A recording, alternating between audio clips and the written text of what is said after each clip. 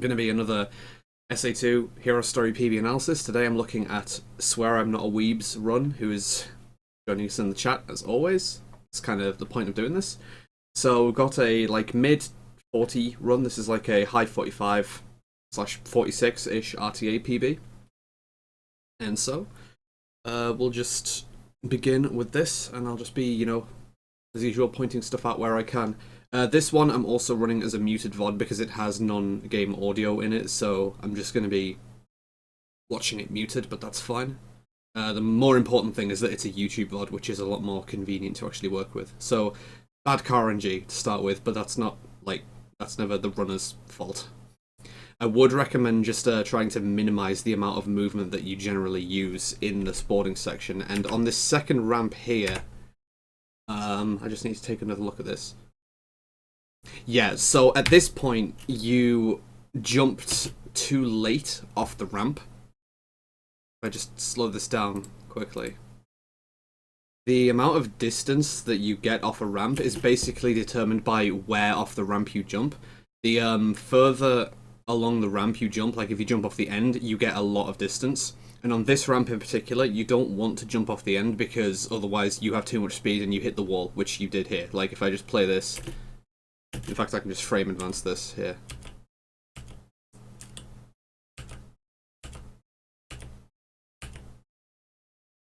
Like, you can see that you jumped, right on the edge of the ramp. That was, about as late as you could have done it. So, on this ramp, that is, unfortunately, about the worst thing you can do. That's pretty much the only spot where it's bad to actually get an optimal jump. On all the other ramps, that is what you want to do. But... for that ramp in particular, you want to try and jump off the back of the ramp so that you land sooner, and so that you don't get this issue where you just run into the wall here. So that's avoidable as long as you just don't jump off the edge of the ramp. That's more of a mid-ramp jump, and yeah, get distance from that. So I can see you attempting to go for the landing on the rail here with the homing attack, which is good, and aiming for the left side like this generally does work quite well, but we'll just need to practice that a bit. Where you land after getting off this section is variable as well, because obviously where you hit the speed pads here will vary where you land. That will slightly change the movement you need for landing on the rail, but it's generally not too difficult to practice. Okay, so for going up this first staircase section here, one thing that I quite commonly need to reiterate and demonstrate is the importance of making sure you've crossed onto the stair vertex before spin dashing. You ideally do want to do 3 spin dashes like this, but this third spin dash, you really want to wait until you're on the staircase before doing it, and it's easiest to just give a direct demonstration of how that works. I'll just get rid of the rings so light dash can't get in the way.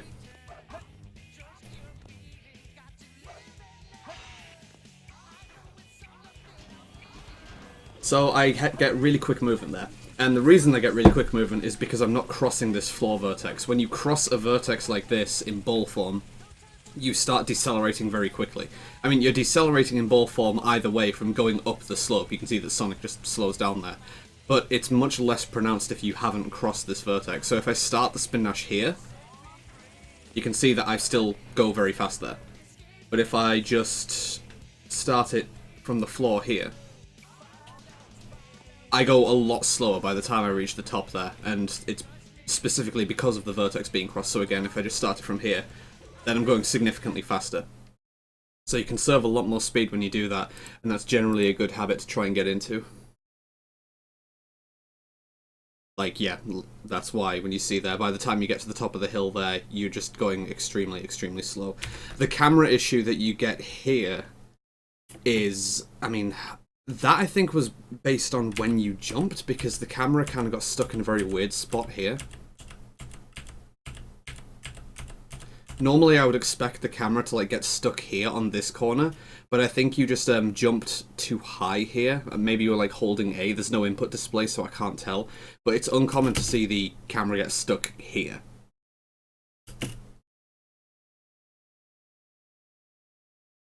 Generally speaking, camera issues there can be avoided by just taking the turn a little bit wider, and of course not jumping very high as well. So So if you're going to abstain from using CE skip, then this section can still be extremely fast. You still do want to try and spin dash down this hill and just chain spin dashes over these hills. Like, doing it the way you did there is definitely correct, but if you can maintain a spin dash from the top of the hill, the amount of speed you can get in this section is quite insane. I'll see if I can just demonstrate.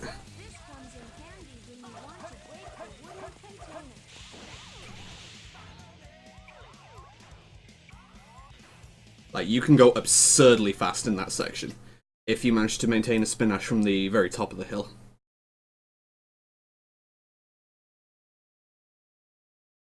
So if you're gonna jump like this, then you do just want to try and do it at the top of the staircase. Plus, you I noticed here that you also rubbed on the wall here. So at this point, like, you angle towards the wall, and you spend some time rubbing against the wall. This massively cuts your speed. And this applies everywhere. This is not just a section thing. This is just part of the game mechanics. If you are in ball form and you just use directional movement into a wall like this, you will slow down really, really rapidly. I'll be able to recreate it here with no problem. I'll be able to, like, slow myself down really quickly. See just how I come to an almost complete stop? And I've got my input cam on so you can see what I'm doing, but if I'm just holding up left into the wall, you just come to almost a complete stop. So if you just hold straight up instead, then, yeah, you can see that's why you get a lot more height, because I'm going a lot faster. Even if I jump off the staircase really early, then I'm still going to get more than enough height, because the important thing is I'm going really fast, whereas if I do this again, then, well, kind of got a pseudo wall run there, lol. But you can kind of tell that I'm getting a lot less height out of it. And it's just more difficult to work with, so something to really bear in mind. And as I say, this isn't just for this section, that applies everywhere. Going up the left side of the staircase here, though, this is really nice. This is something I don't see very many people doing, and this is definitely the correct way to take this section, because then you can just go past the beetle, you don't have to worry about him at all. So this is quite nice to do that section in that way. Generally, you want to try and charge a spin dash over the hills. Like, this came out a little late, and if the game had disagreed, it could have easily, like, unrolled you from the spin dash. Like, if I frame advance this here, it's easy to see that the spin dash comes out, like, around there, but that is, like, super late. Ideally, you want to have already slowed down quite a bit before crossing over the crest of the hill like that. Movement was, like, kind of wobbly in that entire section, like right here, but then once you straightened out, the movement was a lot straighter, so there was, like, a bit of good and bad there. Yeah, so this bench is a bit of a problem if you're doing skipless CE. Like, once you get off, you ideally do want to do, like, a kind of S motion like this. Like, you want to, as soon as you get off the rail, you want to go, like, this direction, and then turn left, and then turn right. But this is tricky to, like, get used to. I can try and, like, get up there and demonstrate myself, but yeah, this is just difficult to do in general. Thanks, Sonic. So you can see my spin dash there was a little later, and I'll go really fast here as well. So that was, like, going as fast as possible, and I just tried to, you might be been able to see, using, like, a wiggly movement on the control stick. It's kind of the best way I can describe it, but that's ideally what you're trying for, because otherwise, yeah, you just have problems with either going up the ramp here or going into the solid fence, which slows you down a lot. I can try it, like, one more time from about halfway up here with more regular speed. Well, I'm going quite slow there, so it's actually very elementary to do that at that speed, but yeah.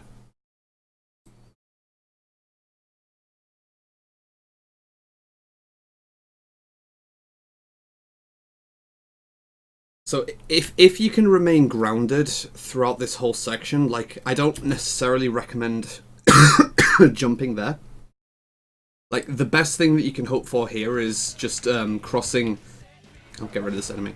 Crossing over onto the next vertex without coming off the ground. Like, it's difficult to gauge, but just crossing over with no airtime is the best you can do, and that is because you can keep the spin dash delay from here to here. It's like a slight optimization, but it's just worth knowing about. Like, if I start charging the spin dash around here, and then cross onto this vertex with no airtime, then the spin dash charge time won't get interrupted, and it'll come out a little sooner on that vertex. It's difficult to do, though. Like, this is quite a tricky maneuver, but something like that. Generally with Sonic, if you can avoid being in the air, it's almost always better to do that. Like, it's never really preferable to be in the air with Sonic, I think. I don't personally recommend going for this ramp. I don't really think it's worth using, and it gives you a very awkward setup for going through this loop quickly, which I would really recommend spin dashing through this loop, although it's a little awkward to be able to get the most out of. We'll have a quick look at this. Because this loop can be really temperamental with letting you through. I just find the best way is to try and hit it dead center like this, and just hope that you go around like that. And as long as you then are holding down by the time you're going down the loop, and then just let go and have neutral stick, then you'll be going down it very quickly. And this leads into being able to get the fast exit relatively easily, as long as you have a consistent way that you're going down the skyscraper.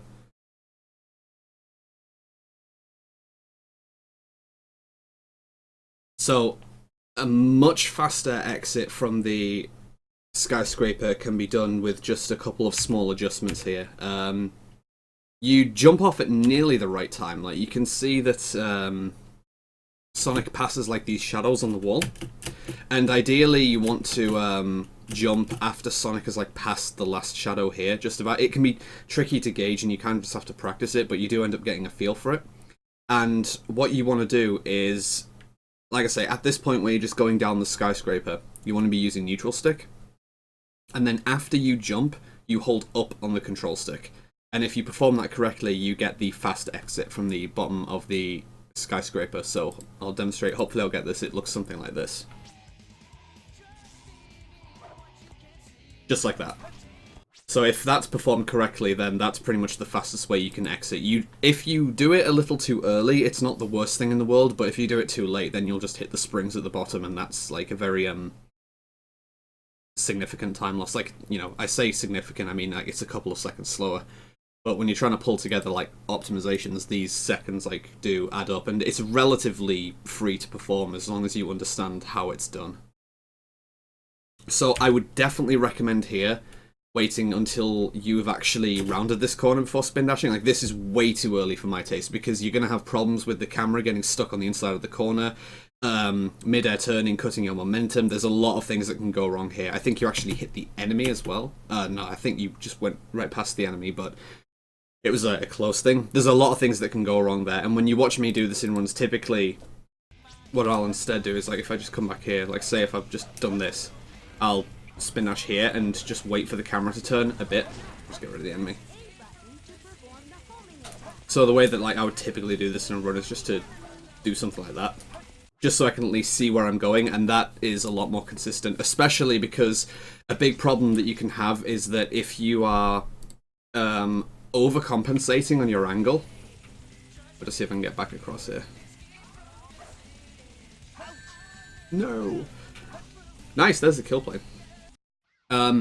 What I'm really driving at, though, is if you go too far right by overcompensating with your angle and rub against the wall, you'll have the same problem that I was mentioning before with the spin dashing, and you'll just lose all your momentum, you'll fall in the pit really easily.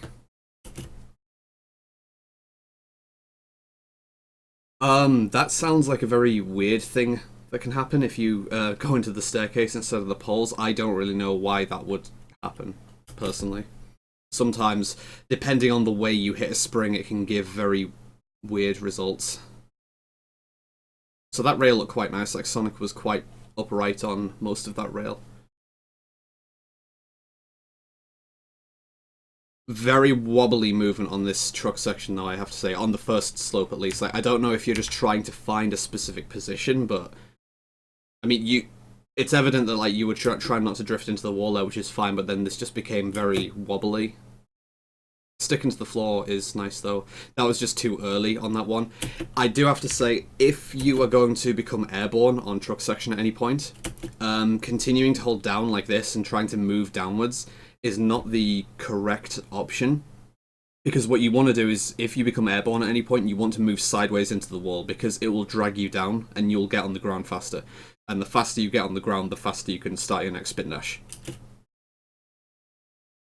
So that loses more time than you would think to keep moving down. Like it seems like a reasonable thing to do, but it loses more time than getting grounded sooner. So yeah, there's like a lot of time that can just be chopped off from a lot of different places just with what I talked about. But there was a lot of like good things that I saw there as well. Right, so Bigfoot. So front box strats going all in, nice. Okay, so this is like the method that Traitor likes to use with homing attacking. There's time loss on each hit here, but the important thing is just to get the strat, and you can pretty much just refine this on your own. I don't really use the homing attack strat myself, so I'm not the best person to suggest what to do differently on it. But if you can just do this consistently, then being able to get like 22s, 23s in a run at this level especially will definitely serve you just fine. So, just in case people are generally unaware, when you start Wild Canyon, you want to be looking at the top of the screen for potential beginning room. Then I can see you're doing the free piece check for the piece in here, that's nice. There's a lot of free piece checks you can generally be doing in this room. I'm very bad at checking free pieces in Wild Canyon myself, but here is another very important free piece to be checking for. This is a piece 3, and it's very easy to miss if you don't see it and kind of just don't notice it's there, because the wind tunnel grabs you and drags you up really quickly. Place pointed out by 2 priests though, so down. Bird box in the shade is, yep, over on this side. So this is perfectly fine so far. Accidental spiral, nice. Yeah, just B input was a little too early there for grabbing the hint monitor. And then opposite side for, well, from where you are on Wild Canyon track. Generally speaking, for this piece, this specific piece, Wild Canyon track piece 3, it's better to just go counterclockwise rather than try and chase it clockwise. Like, look here. Since the piece is just going around, well, yeah, sorry, no, it's better for you to go around clockwise because the piece is going around counterclockwise. So if you don't know where it is, on average, you're just going to find it sooner by doing a clockwise rotation around the area. Because at this point, like, you're kind of following it around, and you could have like already had it if you were going around the other way, basically. Because you did virtually a full circuit there.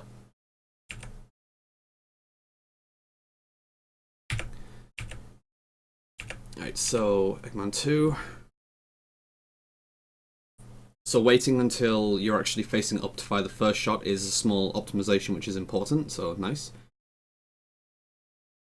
Okay, so Eggman was like moving around at the end there, which prevented that from being a 12, but otherwise, like, good fight. I mean, Eggman's always a very simple fight, so yeah. Prison Lane, I'm expecting to have quite a bit to talk about here, but we'll see. Okay, so I would not be like too eager to just move around at the start like this. I mean, you want to angle so that you can shoot the enemies, but moving forward as early as you did, it doesn't really do anything because, you know, you just run into the gate, which is still opening. So when I start the stage, I just like stand in place for a bit. See if I can actually get the enemies quickly. Holy shit, game. Game? Really? Like, look at that, just not wanting to target the enemy. So I just stand still for a brief second so that I can run through the door with max speed. And that's going to be like a theme throughout probably all of Prison Lane, just learning how to play with the doors and have more speed when you're approaching them and going through them, rather than going too early and running into them like that. I'm not entirely sure why you paused there, but it's kind of whatever. But the jumping around the corner is of course good. The movement here is very wobbly though, and jumping around this corner is definitely not necessary. Like if I just compare here.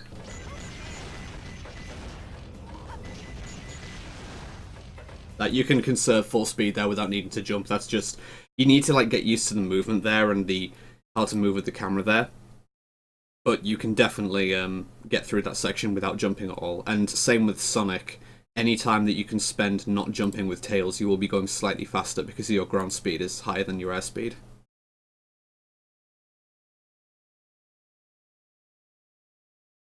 So, same thing again here. It's almost categorically, it's better to be waiting before a door. Like, it's better to be waiting further away from the door to make sure that you don't bonk into a door like this. The more important thing is to go through an open door with higher speed rather than run into a door that's already starting to open, but it hasn't opened far enough already and you just bonk into it. So again, like the counterpoint example would be something like this. Typically on this section I like wait for, again, a brief period of time before I actually go, just like that. So that I can hopefully then just proceed with some speed. I could have done that like a little faster, but it's still somewhat better than what was displayed here, because not only did you like bonk into the door, you got pushed backwards by the door as well, so that's like the worst kind of bonk you can get. You could probably see from the end of my gameplay feed there as well, but like by this point I already like had, I'll bring it up again actually. Yeah, I'm at this point, so I'm pretty much here, and I've already released both of my lock-ons. Whereas it's like, you were here and waited a little before releasing the lock-ons, so these lock-ons can come significantly sooner as well, which means the door can open sooner, which means you're going faster, etc. The lock-ons here are a little awkward to get though, so this kind of just needs to be practiced. I'm not really fully consistent at getting the lock-ons here, because the lock-on system in this game is just kind of bullshit. Yeah, okay.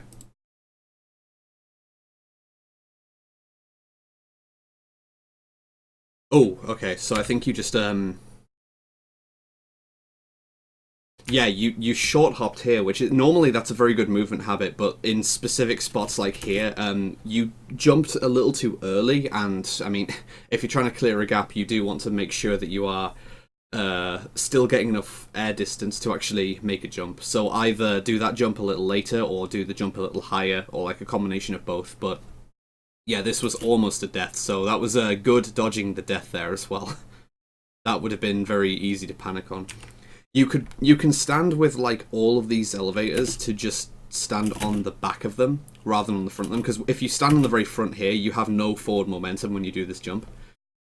This is like a very small optimization, but should be able to give an example of what I'm talking about here. So if I just stand like on the back of this elevator, I can be moving forward before I do the jump there. So I can just move forward. And I've already got a lot of forward momentum by the time I'm on the next platform. So yeah, any time that you can just be building momentum, this is all just kind of part of the fundamentals of Tails movement, that there's 1,000,001 different things that go into moving faster and saving time. But this is one that, across Prison Lane especially, will lose a non-trivial amount of time if it's not exploited at all. So destroying the enemy and getting on top of that was fine. And it's, yeah, this is a consistent problem that you've got so far, that you just are approaching all the doors too early. You're too eager to approach the doors before they've actually opened far enough. So if you just wait a little bit longer before approaching the doors, like a little longer than you think you need to, you will probably just, on average, save more time than you think, because it loses more time than you would think to bonk the doors like this consistently. Granted, you did get the enemy, I think, later than you anticipated, but still. Also, how did you enter the... Okay, so you jumped quite early, but you also landed on the elevator as soon as possible, so that definitely could have been worse.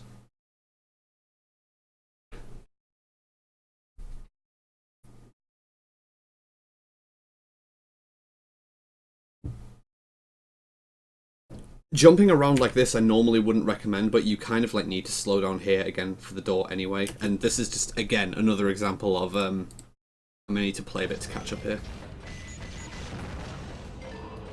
Again, just see I wait a little bit before actually going, and I'm gonna not miss that. Nice. And again, I'll wait a little longer than I think I need to there, just to make sure I don't get the door bonk.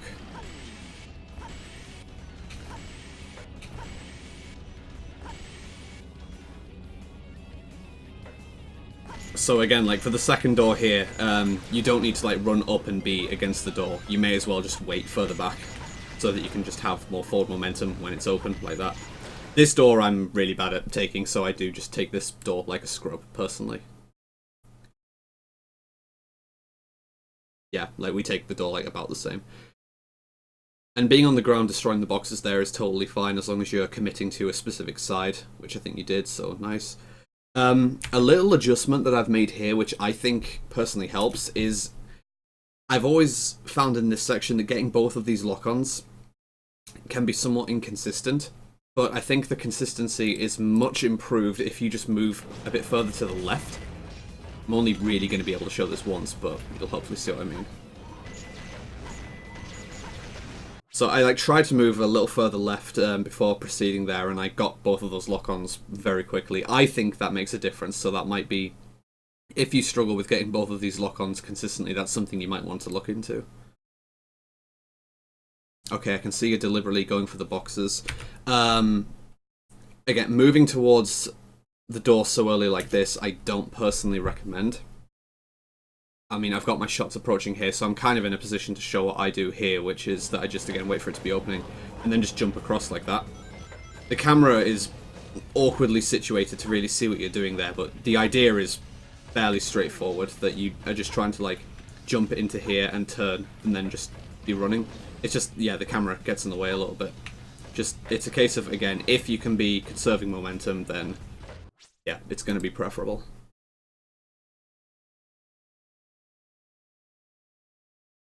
It's hard to really say how much further left, because if you spend a lot of time just going further and further left, then you'll be losing time in movement. Okay, as far as going here. This looked like you had vaguely the correct timing to do this, so I think maybe it was just too much left movement here, which meant that you weren't traveling forward fast enough, because this looked to me like you probably should have gotten on top of here, which is a little odd. Because the timing is generally that you do it when the enemy has already appeared. So, like, at this point, you can just go like that, and it's generally quite consistent. But I think that's what you were going for, and if you understand that that's the idea, then yeah, that's the main thing to keep in mind in this section. Like, a lot of the basics that I would normally recommend are here, and again, this door as well. Unfortunately, this is kind of just a recurring theme that with every door so far, you're just approaching the doors too early. Because again, at this point, you should be waiting before approaching the door, because there's no value in being against the door when it's this far open. It's only going to slow you down. So this is, I think, actually the main source of time save for you in Prison Lane, just waiting longer on the doors, and having more speed when you reach the doors. Nice early lock on there, though. This corner was a little weird. Yeah, this is one spot where I would actually recommend like using more than a short hop, because just using a short hop there made it so that you didn't actually get around the corner all in one go. And then you slowed down a lot and got boosted to the right there.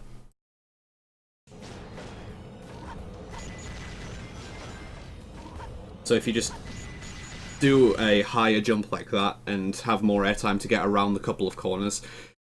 I normally wouldn't recommend having more airtime than you need, but since you need to do cornering in multiple directions, having more airtime to do the cornering is quite helpful.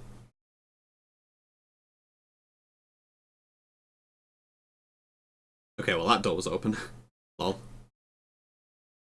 Oh, that was weird. I want to have another look at what happened here.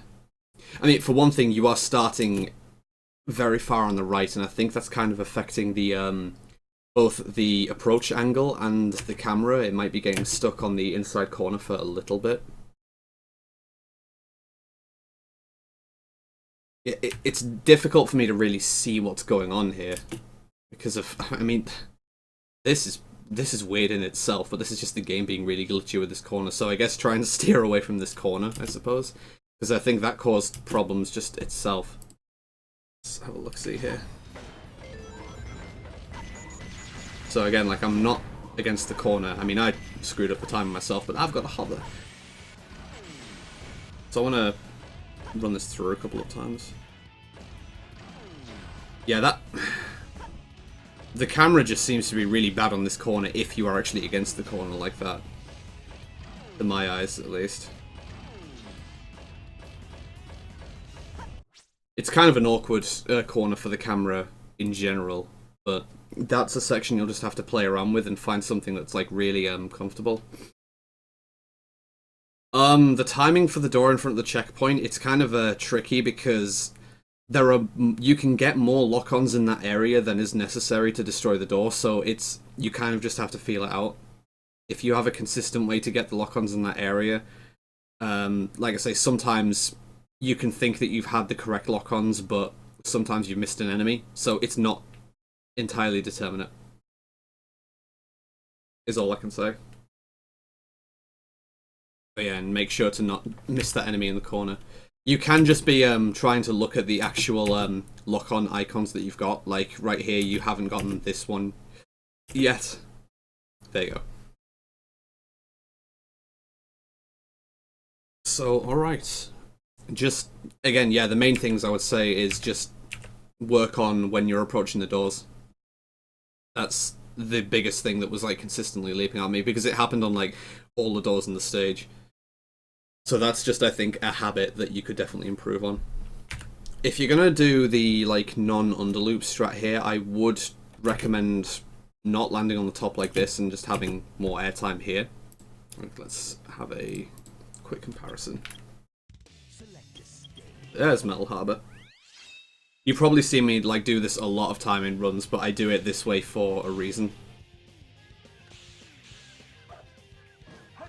Where I want to get grounded there as soon as possible instead.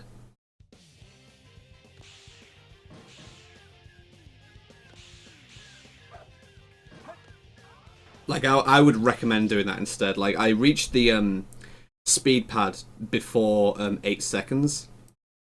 And if I compare that to here... Yeah, so that's nearly a second slower, but it's also a bit of movement as well. Because of not spin dashing as soon as possible, but that was like almost a second slower. On the first like 7 seconds of gameplay. I wouldn't maintain ball form here, I would chain a spin dash here. Like, you just let the ball form roll all the way through here, and what I prefer to do is just chain a spin dash here. Like that. That's slightly, well, not slightly, it's actually significantly better to just chain a spin dash there. Okay, so if you're intimidated by doing the spin dash jump to skip that little spring section there, then there's a couple of like specific cues that you can use here. So you want to be in front of these floor markings. So if you're like here, basically if you're in the gap here, then it's gonna be fine. This moving back and forth platform you do have to kind of be aware of because it can interrupt your spin dash charge. But if you're just standing in this area, it's not going to reach all the way across here. You can see it stops kind of short.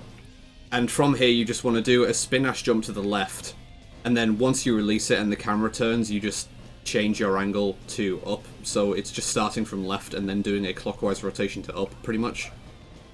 Kind of like that.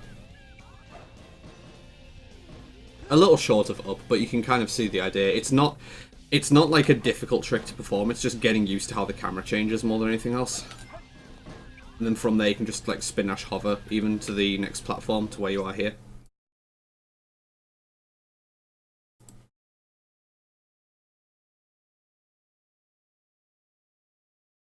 Yeah, just jumping a little early off the pulley here. That is a problem. Like, that's just a little too low to be able to reach the upgrade from there. So again, just wait a little longer before you do stuff there. Nice exit off the off the light dash trail from not holding up so that you didn't get more airtime. The way that you struggled to hit the speed pads here was a little awkward though, and I think it's just because you didn't jump as soon as possible. Like I noticed here, once you get grounded here, you run for a little bit before jumping, and I think that's just what caused you to miss it, end up a little too far ahead. Like you can notice there's a brief moment there where you're running. So I think without that, you would have landed on the speed pad just about, because you just missed it.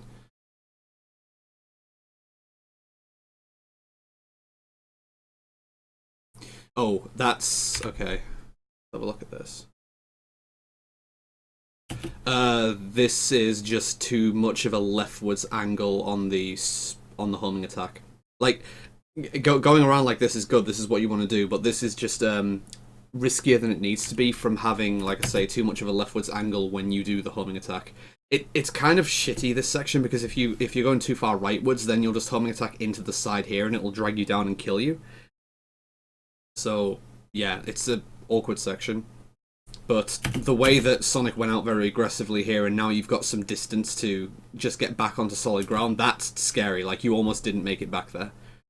So I would just try and take maybe a straighter or smoother path there if you can. I'll just demonstrate myself, I guess.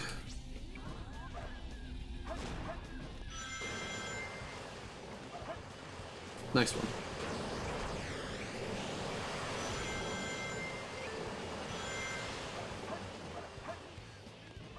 So you can see that I take a much shorter path there, and again, that's something that you kind of just have to practice and get used to, but that's the idea that you're aiming for there. Alright, so let me take another look at these pulleys. Alright, so if you can exit these pulleys a bit sooner, this will definitely work to your advantage. Like if I slow this down here, you can basically homing attack at this point, because the sooner you get grounded, the sooner you'll have running speed, and again, you'll just be a little faster here. But as it is, you wait here until you're pretty much at the top of the pulley, almost. Yeah, that was like pretty much one frame before the pulley was at max height. And the result of this is just that you get a lot of airtime, and you're almost at the next somersault barrier before you even land on the ground. Whereas, just for comparison, like, that was a little late for me, and I still got grounded quite a bit sooner. Like, something like that. Just, again, a little movement optimization. And it's the same thing on this second pulley here, that you wait very late to get off this pulley here, I noticed. Ideally, you want to be able to land here and just have full running speed from here, because it also sets you up in a nice position for the next spin dash jump. But you just wait here, and you're landing, like, halfway through, so you need to turn around here, like you do right here. Like, you'll notice that when you land from getting off this pulley, you do a full rotation to make sure you don't go too far. There's no need to do that rotation as long as you land early here. Like that. That's like the ideal that you want to get there, if you can aim for it. Again, it's tricky, it'll need practice, but that's pretty much the best way you can move through that section.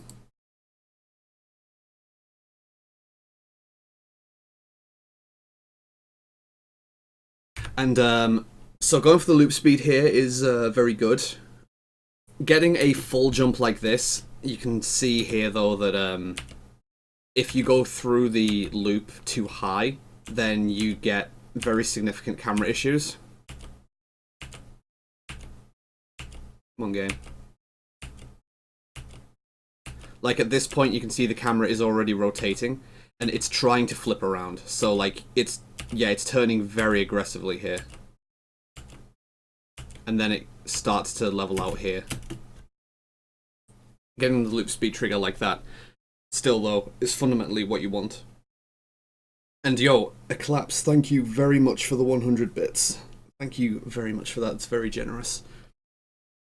Kind of counterintuitively as well, the lower you can get through the loop, it tends to wind up making it safer. I know, like, it doesn't sound very intuitive, but that time I didn't hold jump long enough. But I had a very irregular approach from not coming off the pulley, so I can just do it like under run circumstances here.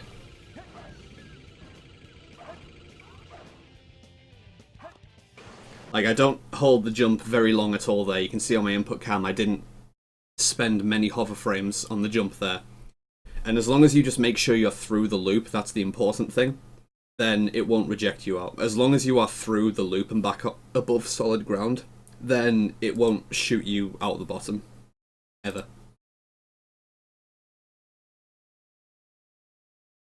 So just making sure that you that you don't hit the left speed pad here is definitely correct. This is probably something that you've heard me say before, that the left speed pad here gives you way too much speed in this section. Just to demonstrate for people who've never seen this, if you just, you know, take the right speed pad there, gives you some speed. You take the middle speed pad here, again, gives you some speed. But if you take the left speed pad here, then that's a lot of speed, and because you come up to this huge ramp, that equals a lot of airtime, and you just have to wait for something to land before you can progress there. Whereas if you take either of the other two pads, you can just jump over and you can be going immediately. So it's important to avoid the left speed pad in that section.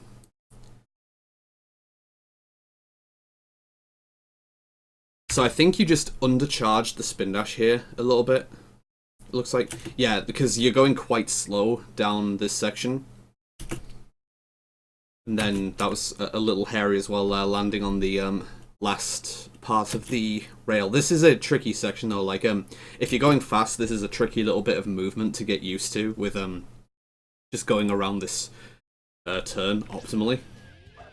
Nice one, Sonic.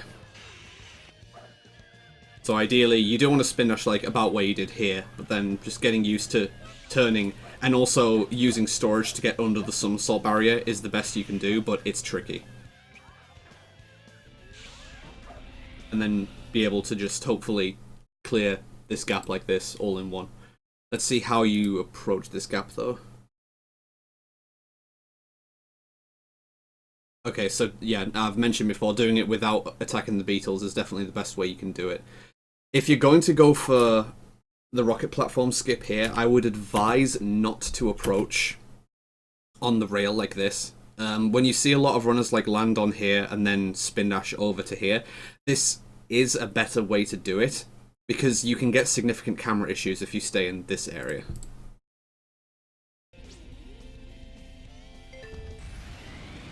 If I just come down here. So if I like jump really early, then... Okay, so thankfully it didn't get trapped there. Let's just spend a couple of lives here. I may need to go a bit further to cause camera issue there.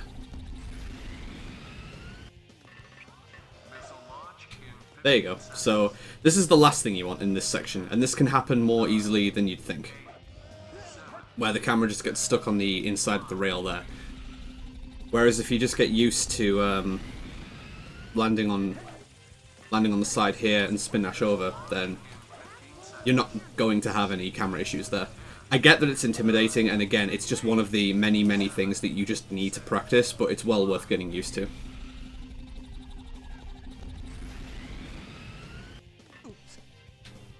And as well, like, if you're just holding right, then oopsing like that, especially when you're charging a spin dash, it won't even, like, cause Sonic to take an immediate death, so it's safer than you'd think. Like, a small adjustment that you can make is, what I'll do on this attempt is I'll go very aggressively to the right to begin with, and then I'll level out upwards. You'll see what I mean here. So that by the time I'm on the rail, I'm just moving straight up. The rail is a bit wider than you'd think, so again, this is like safer than people give it credit for. Like, I can stand on it here, I can stand on it here. The rail is relatively wide. And then as long as you don't turn super aggressively in the air like that, you will maintain enough speed to be able to cross the gap. Make sure that you're actually charging the spin dash as well. You can definitely overcharge the spin dash, but that's the best way to get onto the rocket platform there.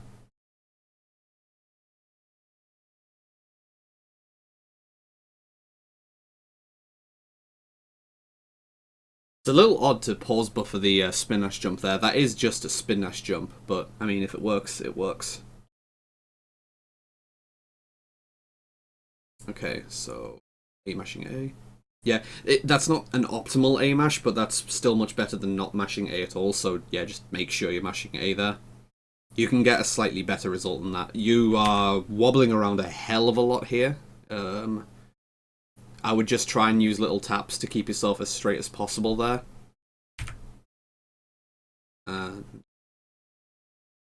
So middle speed pad here, if you can help it, is again the optimal speed pad.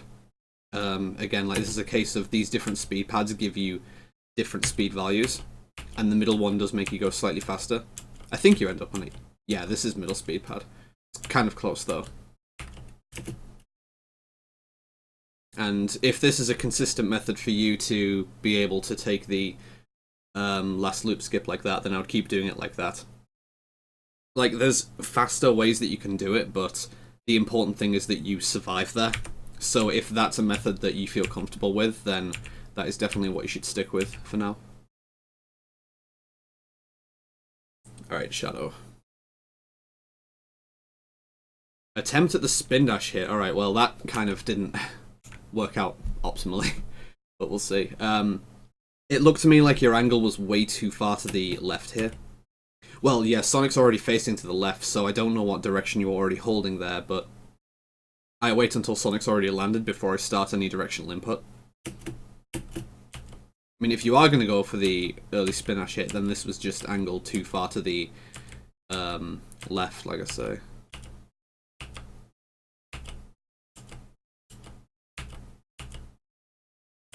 I love how shitty YouTube's frame advance is. Yeah, you can see that you just go straight past Shadow here, unfortunately.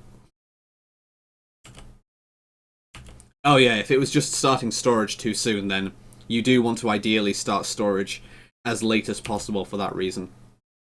I mean, you can start storage when you're already running against him, and you'll inflict damage on the frame that you press B, so that is something that you can definitely do. And yeah, if you can see that Shadow is about to homing attack into you, just jump or, again, use storage as soon as possible, and he won't inflict damage on you. And after a restart like this, the Shadow fight is different and more difficult to control, because once the fight begins at now 5.1, he just moves off immediately like this. But better start this time. You typically do get better starts after a restart. And yeah, if you're behind him and you're not going to be able to keep up with him to storage him, then just homing attacking him like this is definitely the next best way you can do it, because this is the way you're quote-unquote supposed to do the fight. But just because it's the quote-unquote casual strat, if you can still do those hits quickly, they're still definitely worth using.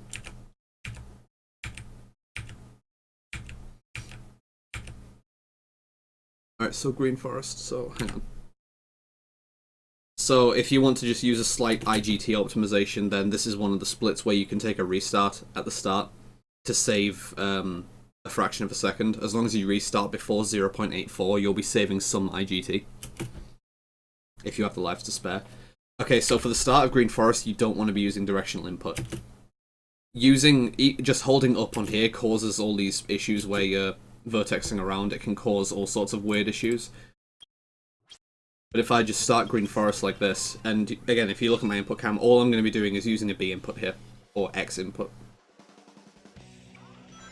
And you just go down super straight, so that's safer and it is faster as well. Because you're not vertexing, which isn't causing speed loss every time it happens.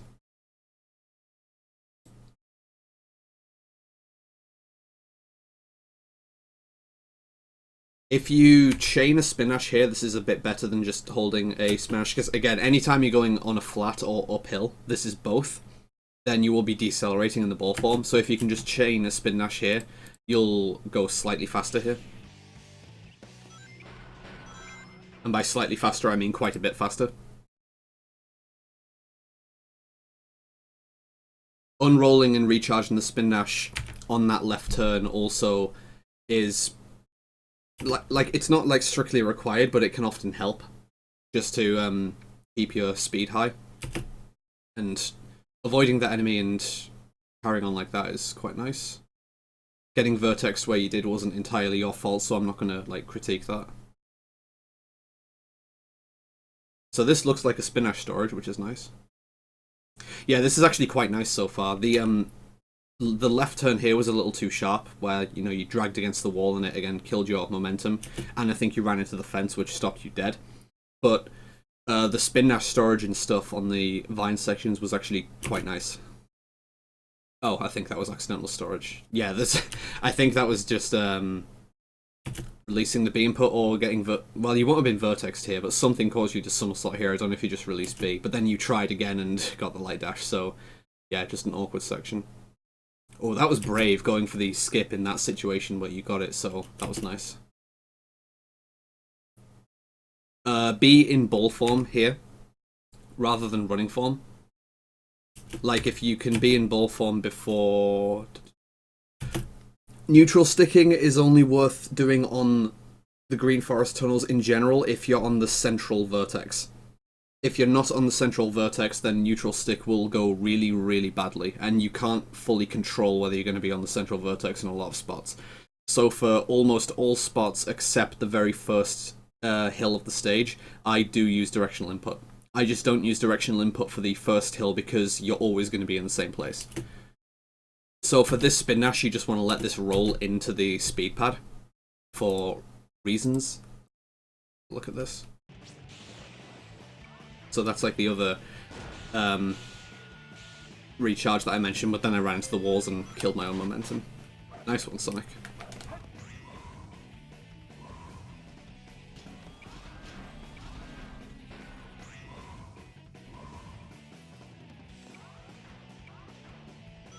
So this is what I mean, that like right here, I'm not on the central vertex, so if I went neutral stick, that would go really badly.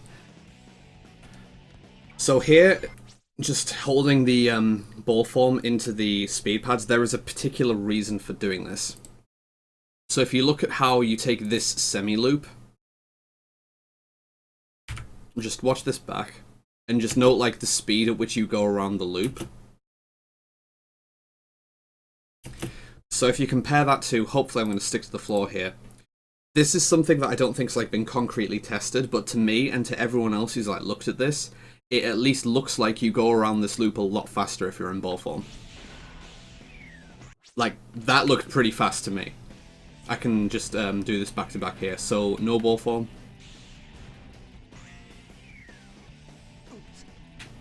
And with ball form. I think it's faster, personally.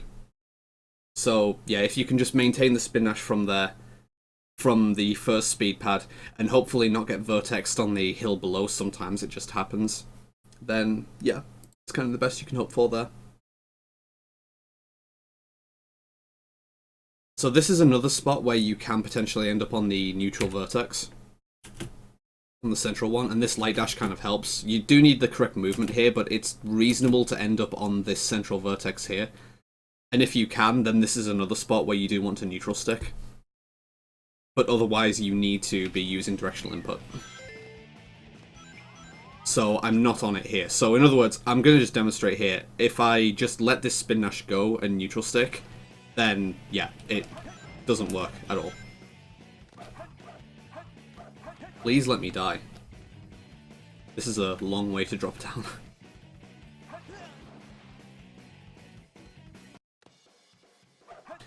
So by contrast, if you're just on the neutral vertex and let it go, then yeah, it's very fast. And then the way that you take this next turn can also influence your time a little bit here. But it's tricky to use manual direction turning on this left turn in such a way that you gain more speed. Although you should have used more leftwards direction there because you went way too high there. And then, I mean, which... Okay, you're not really in a position there to control which spring you hit there, but if you are in a position to to control your movement here, you want to hit this top spring if you can. Like, if you can help it, the top spring is faster.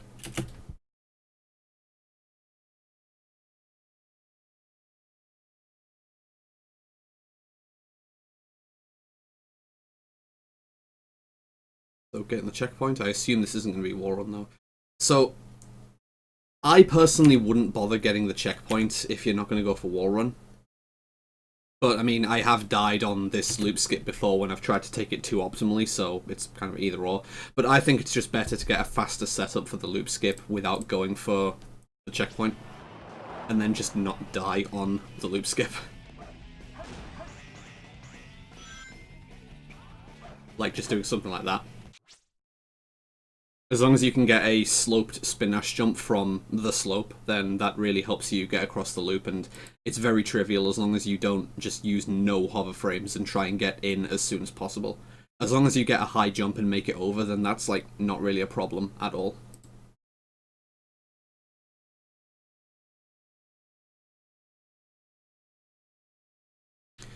So if you're not going to go for the well, you should really be attempting the light dash here. There's multiple ways that this light dash can come out. Only one of them is bad, where it sends you across and it flings you off here. That's like relatively uncommon though. I rarely ever see that. There's a few different ways that like this can be approached though, and I am going to try and go back and get the checkpoint here. Yay.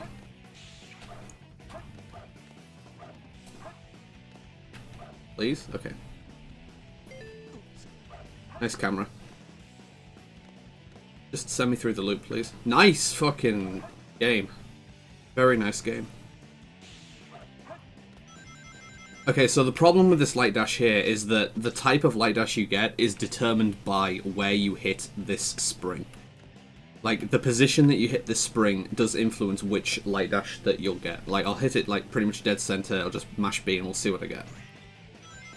So I got, like, an okay one. Like, that's, you know, it's faster than just not attempting it at all because I get grounded sooner. So I'll try it, like, with speed now.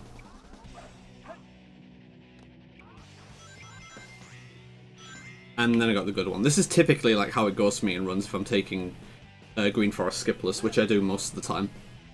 There is something you can do, however, to get a quote-unquote consistent setup for getting the good light dash like that.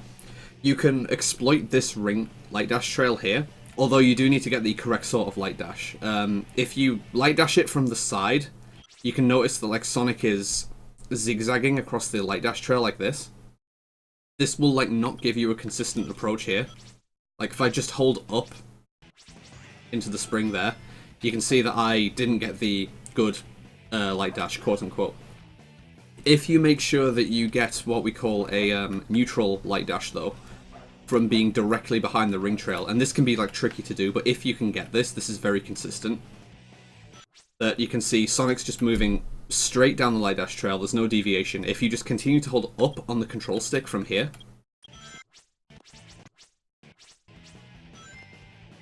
then as long as you enter the spring with storage, then for some reason this seems to make the good light dash come out very consistently. Like, you see, I continue to hold B through there, so I maintain storage, and I got the good light dash there. And I'll try it a couple more times, hopefully it will consistently work.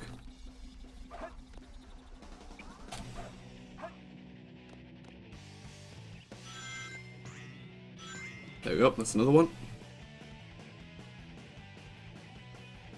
So we'll do one more.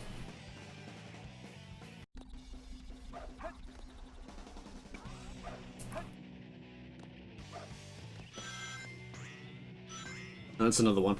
It just, for some reason, it works consistently. I don't really understand why it works consistently, but it does work consistently. So if you can manage to like do that in the moment, then that will give you a really consistent setup for getting the good light dash there. And even if you don't use that setup, I think it's worth attempting the light dash in this spot, because like I say, there's multiple ways it can go, only one of them is flat out bad.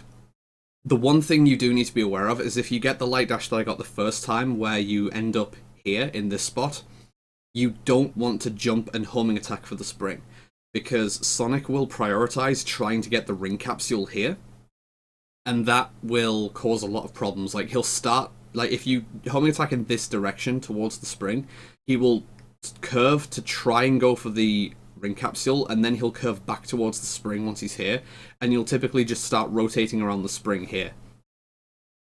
If you just leave it and don't do anything, he will hit the spring eventually, but it's a stupid situation to end in the first place. And if you panic and just don't think about what you're doing and hit B, that will force you to unroll from the homing attack, and if you're, like, above the air here when that happens, then you can risk taking a death from that. So if you end up here, from the light dash, you've just got to kind of not act on instinct. You've just got to like physically run into the spring. The first instinct is to jump and homing attack. That is the wrong thing to do if you end up with the light dash that drops you off here between the capsule and the spring. Like, if you get barely any light dash and you just end up here, then yeah, you can homing attack, because you'll just hit the spring, the ring capsule, and then you can homing attack onto the spring. But you can't do it safely from in between them. I'll see if I can actually just do that here, demonstrate it.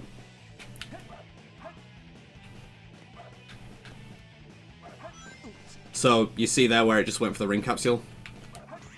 And thankfully he went for the spring that time. But again, went for the ring capsule. So yeah, this will cause a lot more problems than it's worth. Went for the ring capsule again. Tried to go for the spring and missed. We'll give it one more. Starting from here. So, okay, if you're like far enough to the right, then it seems Sonic will at least try and go for the spring, but it's just not worth messing around with, because again, if you're in this area, then Sonic's just going to consistently not go for the spring. So even if you're that scared of it, you can even just get the ring capsule and then homing attack. It's an option. But I would rather just like end up here and just run into the spring physically like that. That works just as well.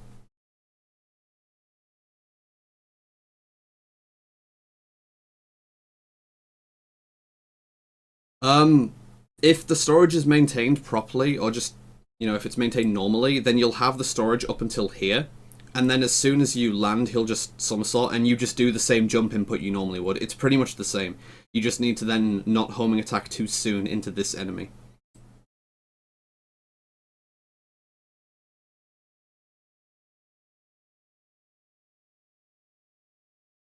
Okay, getting this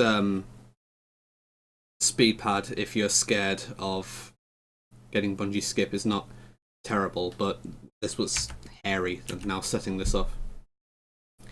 If you're going to pause buffer every spin dash jump, this is probably something you're just going to have to get used to performing more efficiently and not rely on pause buffering, because this is like not really reasonable to expect to get to a high level while pause buffering all your spin dash jumps. I really don't think you'll be able to even consistently get good spin dash jumps with pause hovering, personally. It doesn't seem like something that would work particularly well to me.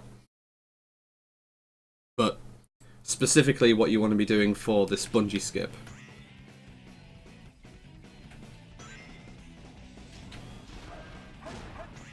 I'll just get the checkpoint myself.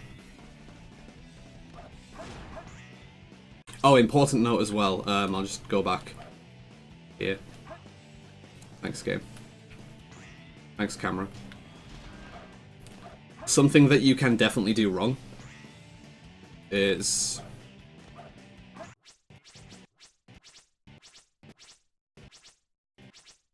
So, notice here how, for a brief moment, I was able to light dash. Like, again, if you just look where the mouse cursor is going to be for the prompt again.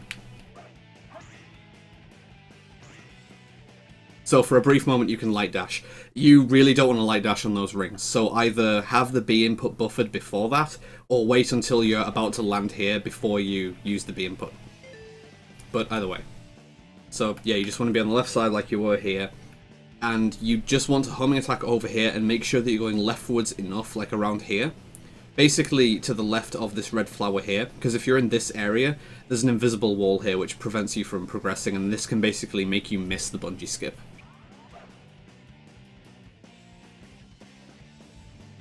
And to make it a little more convenient as well, something you can do as a camera control trick is to just use L once the camera gets stuck on the inside of this loop, and it will force the camera to catch up with you. Like if I use no camera control here, so it got, you know, stuck and I couldn't see what I was doing for a while, it can get stuck significantly longer than that as well, potentially until you've already like missed the skip. So you can be going in the wrong direction and not even know it. But if I instead just tap it, then it follows me relatively quickly. If I tap a camera button to force free cam in that situation. Like, the camera's trying to stay in auto cam. If I start from further back, the effect's going to be much more pronounced. That I get over here, but you can see just how long it stays stuck like that. So if I do it one more time with the camera control.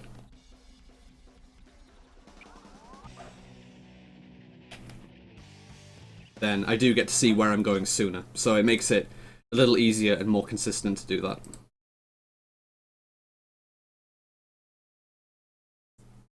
And then yeah, this was... wow, this was just hairy. That's all I'm going to say about that bungee skip.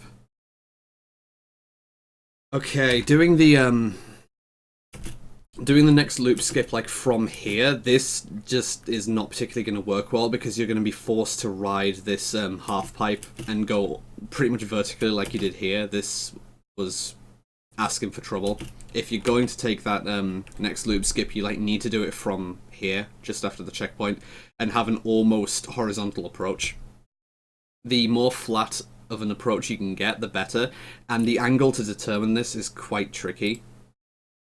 But pretty much you can't just go vertically like that. You'll never make it if you just go vertically. Instead, you want to try and go more straight like this so that you have more distance to cross the gap. The danger is that if you go too horizontally, then this thing is conveniently placed here to clip you, cause you to lose your homing attack, and give you skewed gravity so that you just pretty much are forced into a death. You need to go a bit more right than that. So you can see how I almost clipped it there, and if I did, then I would probably be dying here. But it's just kind of tricky to gauge. But that's pretty much an ideal approach, albeit I didn't have that much speed.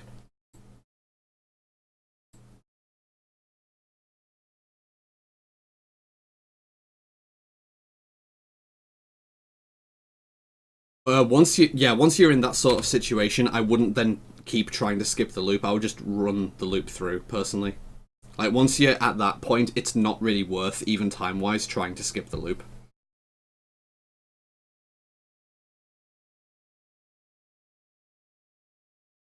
Oof. Well, okay, at least you didn't die there. But, if you can get grounded sooner here, this is preferable as well. Like, you jump super early here, and this causes you to already be above ground by the time you reach here. So if you jump later and basically rise to meet the floor when you're already at the corner, then Sonic will immediately latch onto the floor and you'll just get moving a little sooner. But as it is here, you're still airborne here, and again, you're nearly at the spot where you want to be jumping and homing attacking again by the time you even get grounded. And because it was slower, then you didn't even really have time to get that next spring, unfortunately.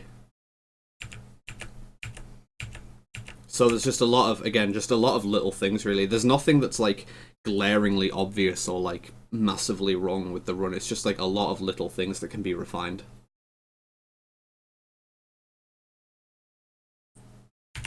Alright, so movement here. Jumping and gliding onto the rail to begin with is generally a small improvement that you can make. Like, just as soon as you start, just punch to get moving like that. And also just try to jump and glide from the end of the narrow walkway here so that you just get landed here and curve into the upgrade to hopefully get the tech storage and the upgrade skip.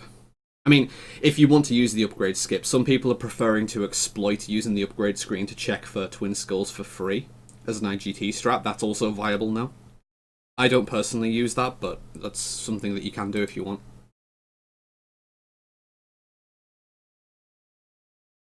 So skulls on the right and left is over here.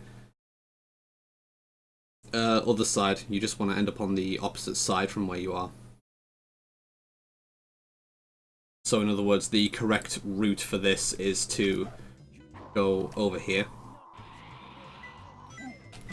And then once you're in this spot, just use the updraft, and it puts you pretty much exactly where the piece is here.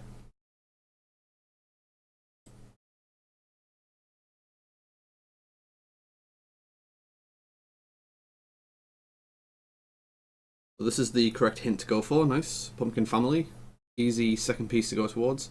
Don't glide reset like this if you don't need to. Like, you don't need the height here, so this is just a bad habit because every time you glide reset, you'll lose a tiny bit of speed. It's better to just maintain one solid glide if you don't need the extra height.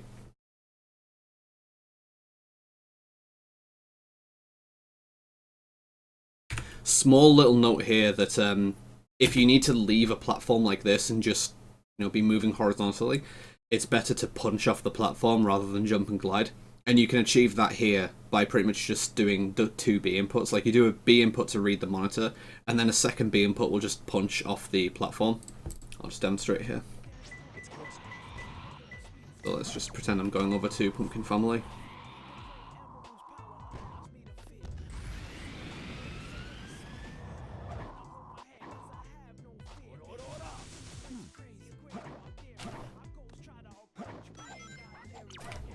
So you can see I do a double B input there, and first one reads the hint, and the other one punches off.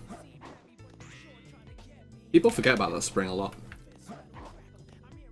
You can see there that just punching off the platform, you'll have the full running speed, and you just won't be airborne.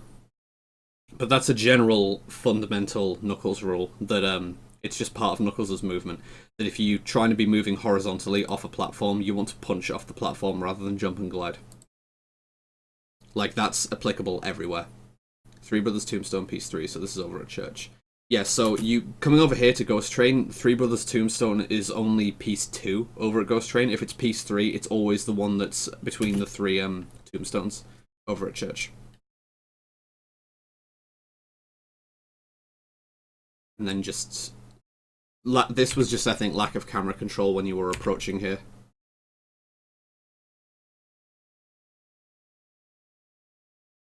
Yeah, just I would have maybe wiggled the camera a little bit when you were approaching here.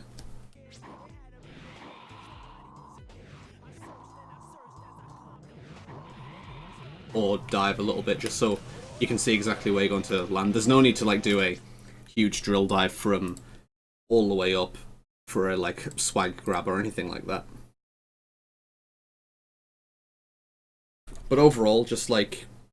yeah, again, there wasn't anything like particularly wrong with the Pumpkin Hill. The thing that was like the biggest error in that Pumpkin Hill was just the way that you got skulls on the right and left, I would say, because again, if you can just go over to the right and exploit the updraft, you'll get it significantly faster. Mission Street.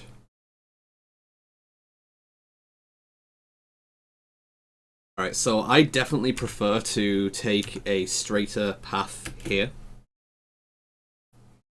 You're letting the camera do all of the cornering here, which is nice to be able to exploit, but I really just prefer to take a straight path here. Like, already moving in this direction. And just more direct. Nice punch though, Tails. That, like, never happens. Wow. Do this one more time.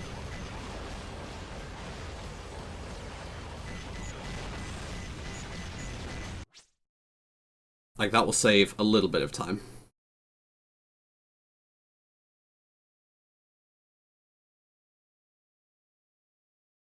Because, yeah, that's just a much longer path if you're not taking a direct path, is the only thing.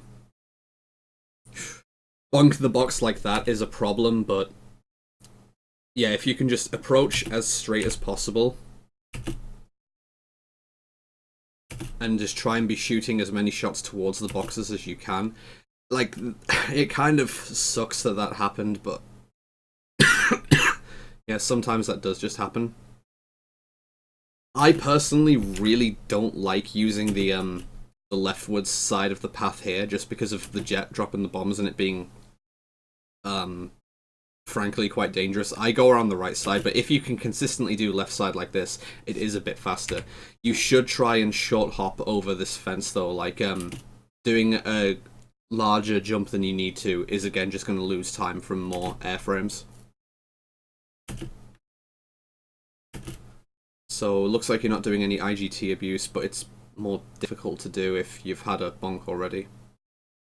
So, the hover jump itself looked good enough. Personally, I think the only reason you missed this was because you went a little too late.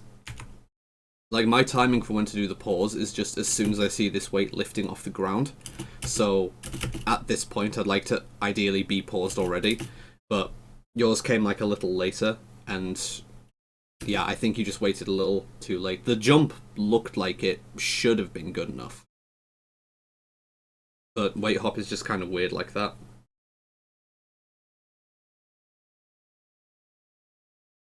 Let's see how the movement is from here on out, though, because the movement is really important in Mission Street.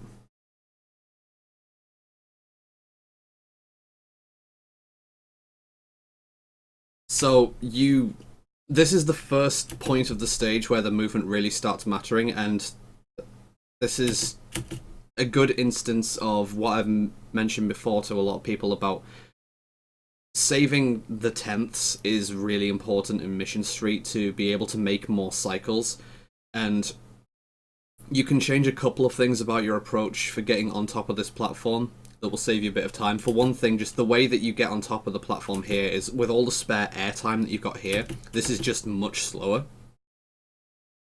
I'm gonna have to play to catch up here.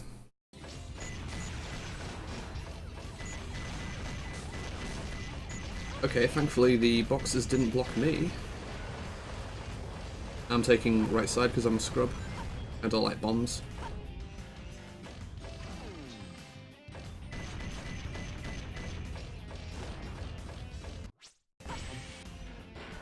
Yay, I made it.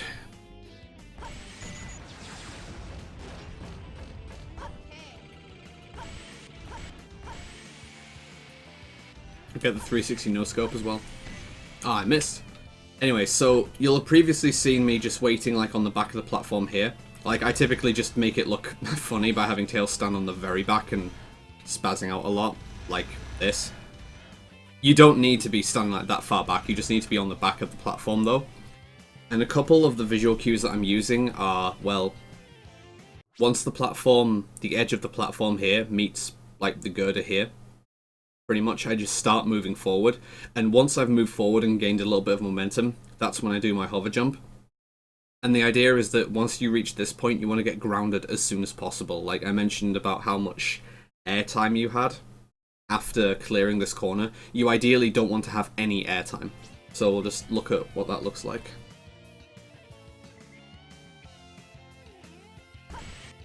See, I just get grounded as soon as possible. As soon as I meet the corner and I'm able to be on the ground, I am on the ground. And again, because your ground speed is higher than your air speed, that will get you moving sooner. And this will like chop off tenths of a second that will make it easier to meet certain zero cycle attempts.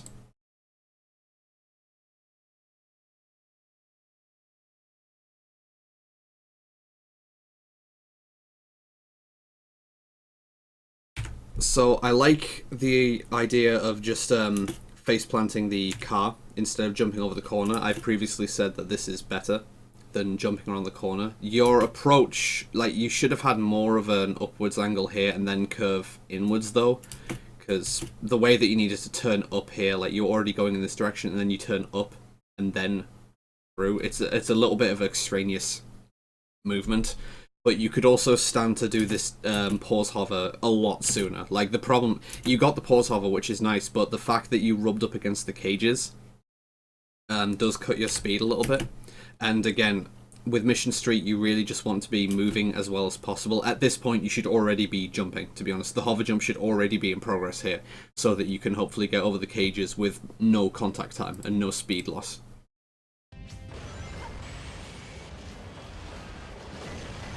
Hope I don't miss my inputs here.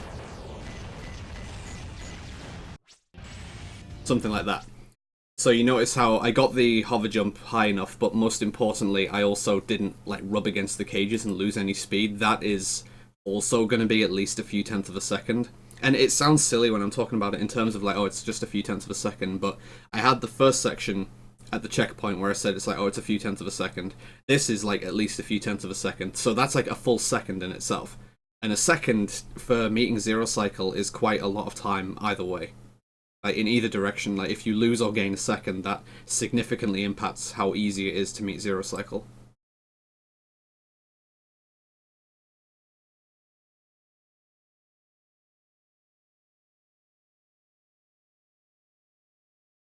Just movement in this section is tricky, like the camera is changing all sorts of ways, but you do want to this point already be moving in so that you can just, you know, go smoothly through here. This is just awkward though. I do appreciate that this is an awkward section.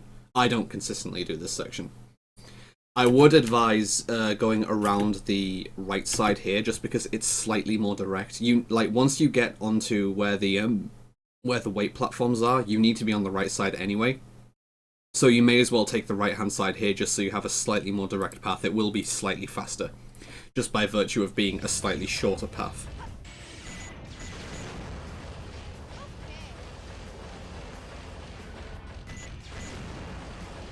And it means you don't need to do any extra cornering as well.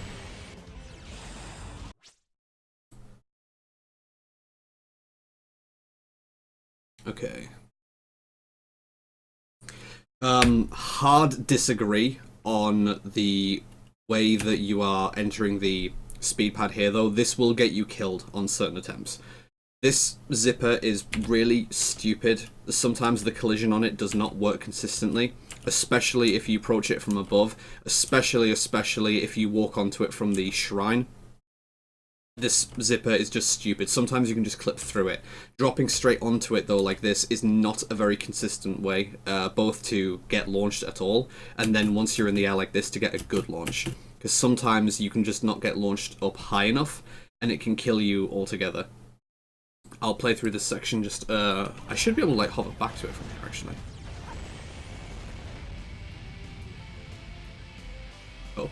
Oh, nice camera. Alright, I am back here.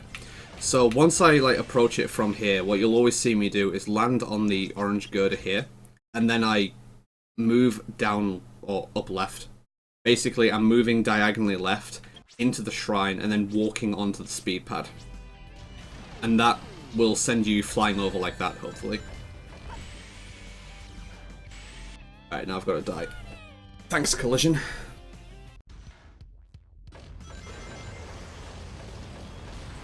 As an example of like how fine the difference can be, I think I know how to force a death with quote-unquote my method in that scenario, just from hitting the zipper in a slightly different spot.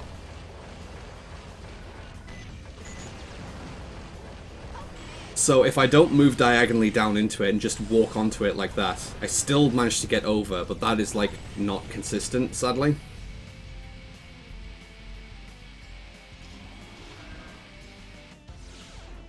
See there, that time, how I didn't get over? It just rejected me completely. Yeah, you can have a lot of problems with this zipper, it's just really dumb. And I'm going to try just like dropping onto it from above. Again, I don't trust this method. Or even better, I'll try just landing on the shrine and walking onto it and see where that gets me.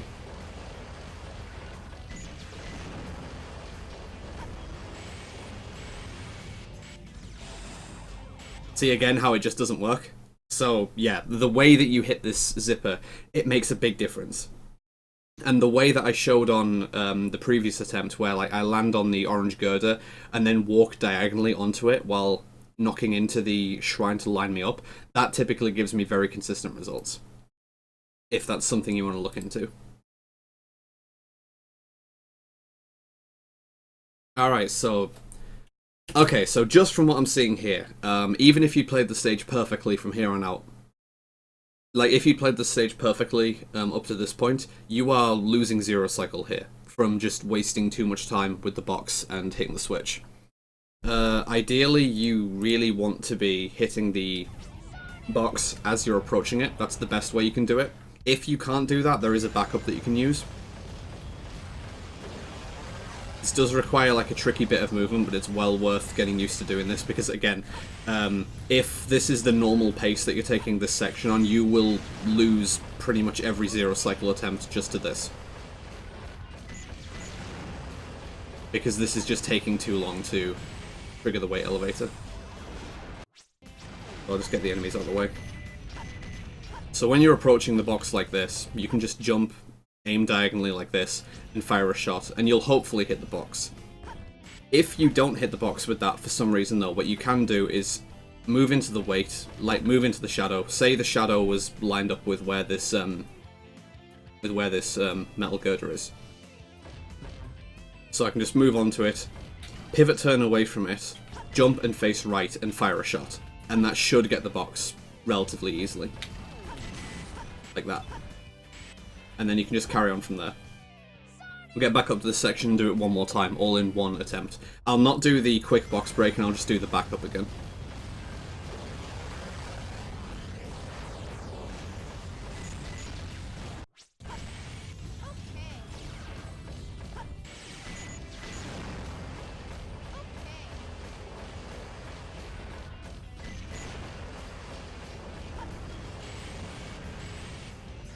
Oh dear. Right. See how easy that can be when you just know what to expect, though? And getting onto the weight very quickly and then getting off the weight very quickly. It's very important for getting zero cycle. Like, there are multiple seconds being lost here. I want to move back here, actually. Right, so could have had the box break already, like at 122. Or, like, weight could have been down at this point. So that's like nearly 5 seconds. That's nearly 5 seconds here spent of extra time. Like, the weight could have been down a lot earlier, and you could be on it and making it raise almost immediately. And like I say, this is just going to cost like all the zero cycle attempts. If this section doesn't go clean, this kills more zero cycle attempts than anything else for like all runners as well. This isn't just for you. This is like for all runners. Way too many people waste too much time on this section. Following my suggestion on what to do here, though, so a nice exit strat. So the exit from the weight elevator is perfectly fine. It's just the way that you enter the weight elevator, which can do with a lot of cleaning up and can be several seconds faster. Or, well, like, up to a few seconds faster. Several's a little too critical.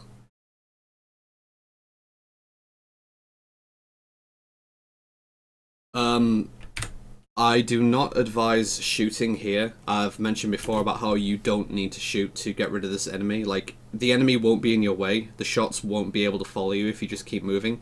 And as long as you don't shoot in this area, it won't trigger the jet that comes along. So I would avoid shooting in this area.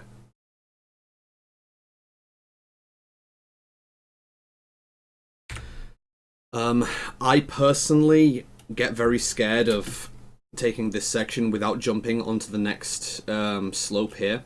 Purely because if you get the wrong collision crossing onto here, you can just slide straight off on the left. Like, you can take a death here. It's happened to me before, it's happened to other runners. And although it's like very slightly slower to jump and contact this ledge like that, it's much better than taking a death. So just something to consider. Oof. So yeah, at this point you really just want to be trying to, like, again, I understand that angling is difficult, but you really just want to be trying to angle precisely to destroy the boxes before you reach them. And I've talked before about the optimal way to move here, but I'll just take a quick look at it again here.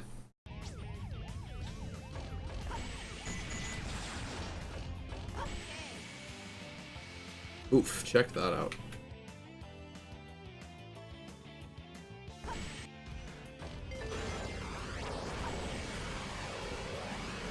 So, again here, I'm not going to do any shooting.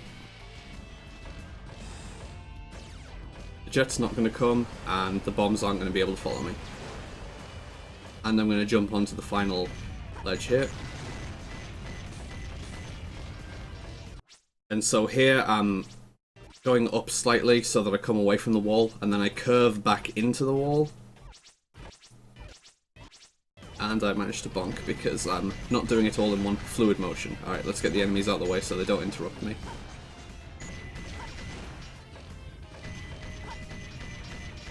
Nice auto-targeting. Very nice detection of that enemy who was standing directly in front of me.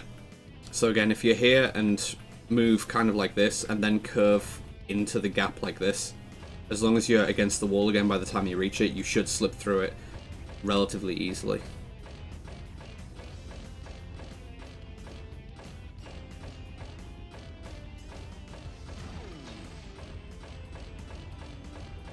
Just like that. It's difficult though, like that is a tricky bit of movement, but it's worth doing just because it looks so smooth. Like, the way that you did it there by hugging the wall, it slows you down a bit from hugging the wall itself, and it's not consistent. So yeah. And with this yellow car, pretty much at this point, you just want to be aiming for this yellow car as much as possible. There's no reason to not be angled directly towards the yellow car and be trying to shift out the way as soon as you can.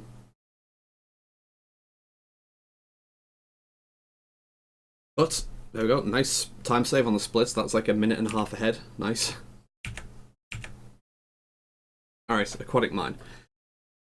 So, on free piece checks for people who are unaware, you want to be checking for a free piece here, in the intro cutscene. On 16.9, these checks are a lot easier as well. You can also check here and here. You can check here. And you can check here and here. So there's like 6 different checks you can do. Sadly, none of them in this intro cutscene. But you can still get a lot of good piece sets without. I think you tried to like do the movement as soon as possible, which I've suggested before. It was just a bit late, I think. I think you just weren't really ready for when you gain control there. But that's a nice attempt. You ideally do want to be gliding and drill diving as soon as you gain control there. And so green ping when you enter the stage, that's important because it means that you don't need to take a restart from having a very bad first piece, and it might influence where you should go for your first piece, depending on what the first piece is. We'll see what the first piece is when you get up top. It's turning yellow though. Okay, so this is going to be up top anyway. Guardian of the Switch. It looks like, yeah. Okay, so good first piece. I don't know if you... Okay, well I was going to say, you didn't do this free piece check here, but if you had a piece here, then you're not going to have this piece, so that's fine. You can pretty much not do any free piece checks up top here now that you've already had piece 1 in the top room, actually. So this was between the skulls, yeah, okay. So narrow path. Jumping over the minecarts rather than trying to punch through them is a much more consistent option, in my opinion.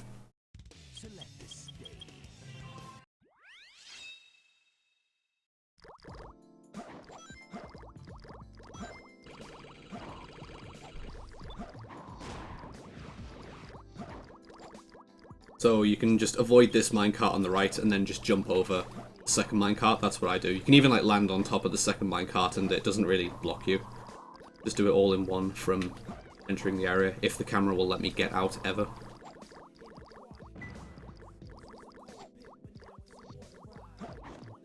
And then punch over. And you just have a smooth time reaching the end of the hallway.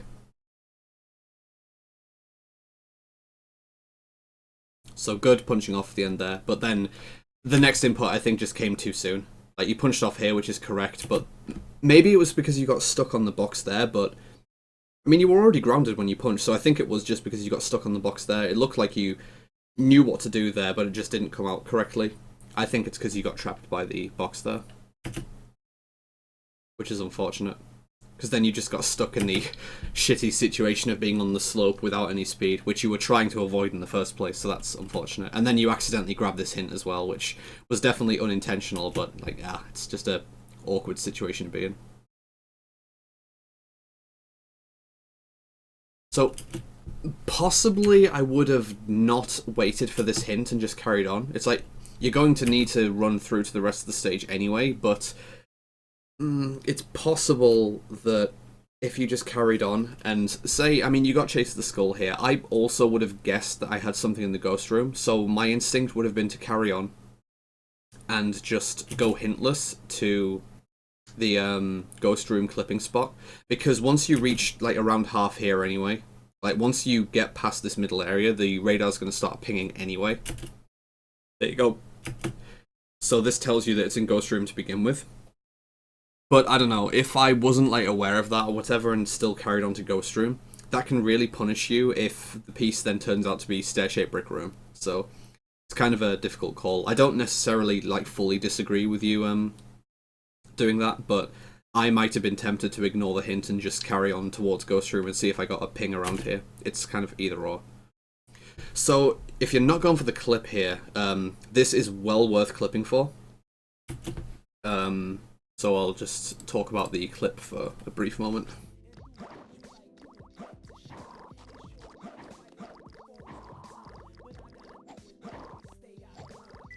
So this clip and like all the other clips in the stage are very elementary. You just want to have the camera relatively close to the wall, like this. Like here it's not close to the wall at all. Here it's very close to the wall. You can just be holding straight up on the control stick. And you can see I'm short hopping here. And it sends you, like, you know, about level with the top of the sign. If you glide when you're level with the top of the sign, though, then you're not going to clip out. What really makes these clip outs work is if you do it near the bottom of the sign. You can see that the sign is slanted, and there's more open space the further down it is. So the further down you are, then you'll have more space between the wall and the sign, and this is what helps you clip out. So rather than, like I say, gliding when I reach the peak of the jump, what I want to do is do a short hop, wait until I'm about to land, and then glide. And you'll go straight out like that. And as for Chase the Skull being the specific piece that you had, notice the spot that I clipped in here. So again, if you're just in this sort of situation, if you clip out and just glide straight up with a little bit of rightwards directional input, then you'll clip into this spot very consistently, and the camera will follow you very consistently. So that is well worth utilizing.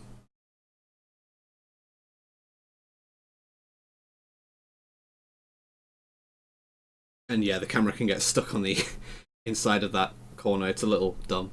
Camera loves getting stuck on corners. Alright, Route 101. Probably not going to be too much to talk about here. I'm just going to speed this up slightly, actually. And by slightly, I mean by 50%. You do want to be drifting at this point. Once you're on this first hill, you can already be drifting here. You can just let go of A momentarily and then repress A once you start turning, and you'll be drifting.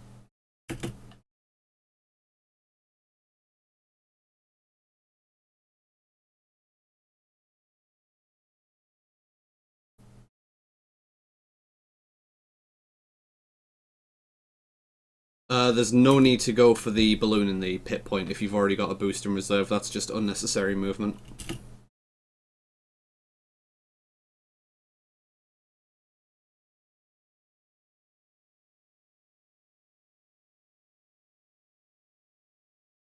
I would personally wait until you are, like, I can see when you use the boost here because it goes away, like you use the boost here. I would wait until you're at the top of the next hill before using the boost, because this hill's just going to slow you down a little more again.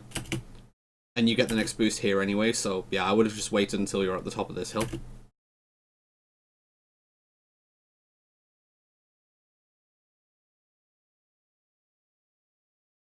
Taking this ramp is not a good thing, though.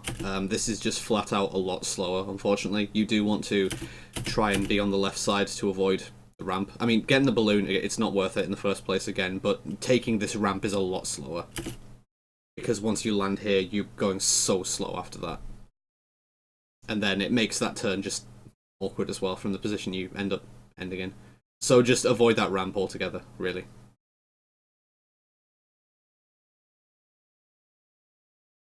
Like, that's definitely the biggest mistake of the stage that I'm seeing, taking that ramp.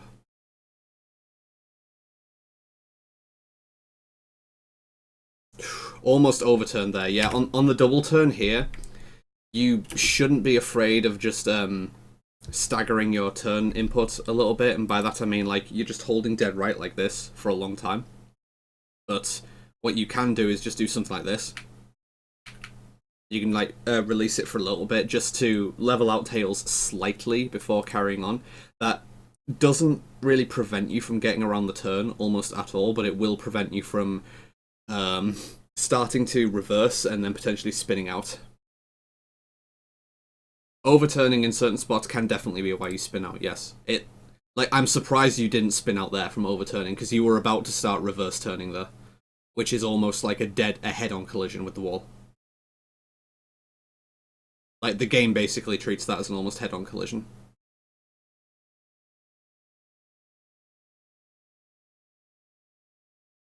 So, I mean, you're just kind of like pinballing around here, which is a little unfortunate, but I mean, you've got a spare boost here, so it's whatever. Yeah, again, I mean, this is going to wind up being like a 228. It's either a high 227 or a low 228. But the biggest thing here was don't take the ramp in lap 2 and try not to spin out on corners. Geek's much better to go to for Route 101 advice, though. Alright, hidden base, desert stages.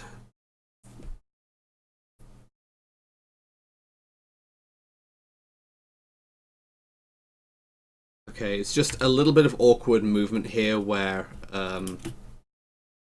you turn to the right and then turn more to the left, and it kills your momentum. If you can manage to do it all in just one smooth motion, that is obviously preferable. But it's kind of either or. There's certain things that I'm going to be looking at prioritizing here. Okay, so getting the recovery pause hover there was nice, but I want to see why this failed in the first place. I think just the hover was just a little lacking. I think just the hover input wasn't quite fast enough, is all I'm saying there.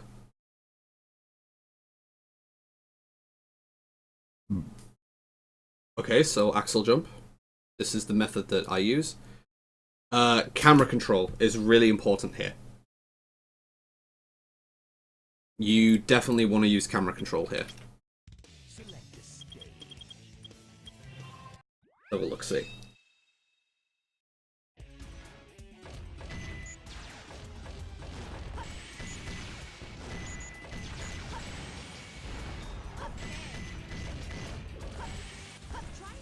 Yeah, like I did the hover in basically the same spot I did, but I just made the hover significantly stronger.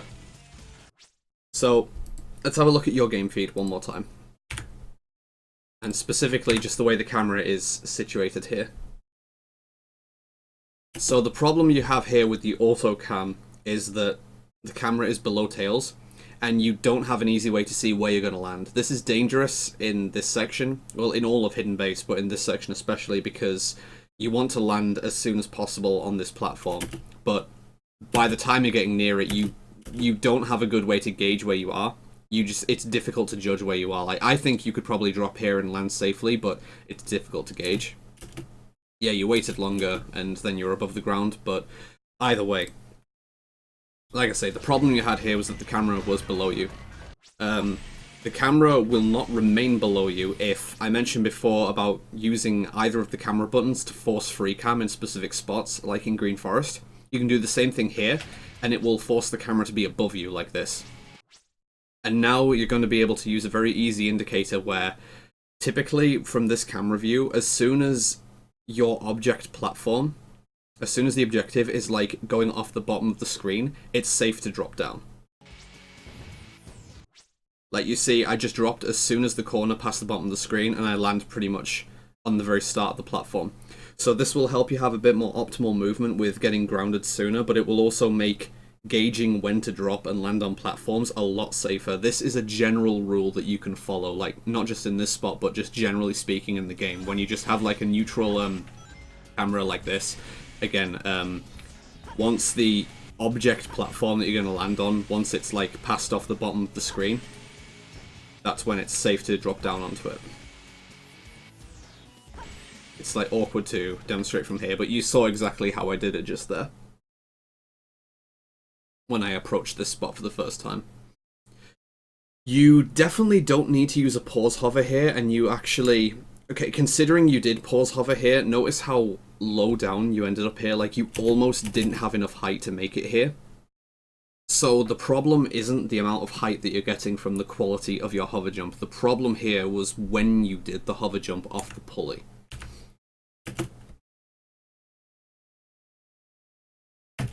If you look at this, so the pulley's pulling you up, it's pulling you up, it's pulling you up, it's pulling you up.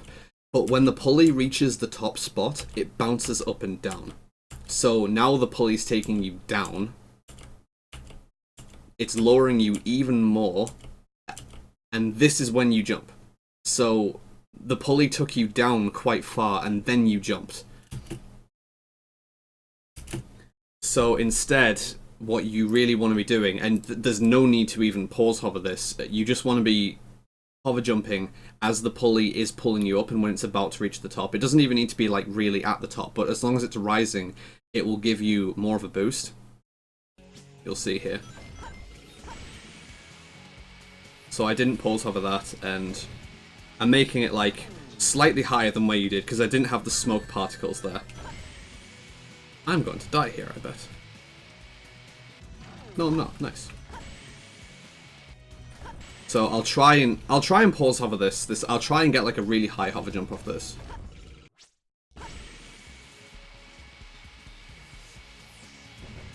So you can see here that I do have a lot of spare height here.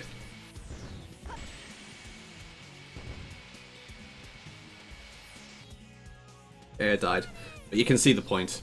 Really, like I say, the problem there wasn't the quality of your hover jump or whatever, it was that you waited too long and the pulley actually took you lower before you did the hover jump. That was what made this as close as it was, even though you did a pause hover. If you can get these dynamite packs sooner, like you really want to get these dynamite packs as soon as possible, again, just be aiming directly towards them, because you have the problem here where you have reached this spot and you're just coming to a dead stop because the platform hasn't fallen yet.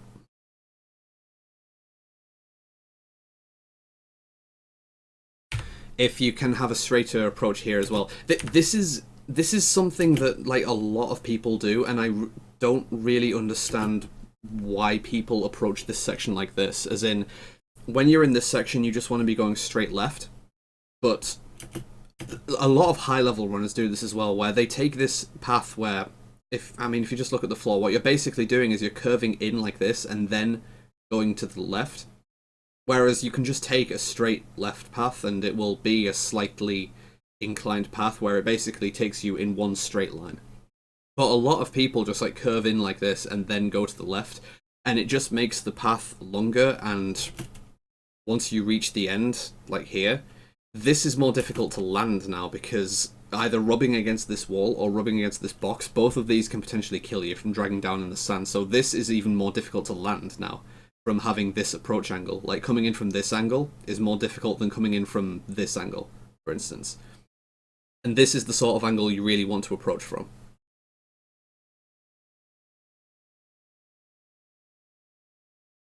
So this is a pulley that you can definitely stand to release quite a bit sooner from. I'll need to play through the stage. There's a few important things to bring up here, so I'm going to have to play through the stage again here.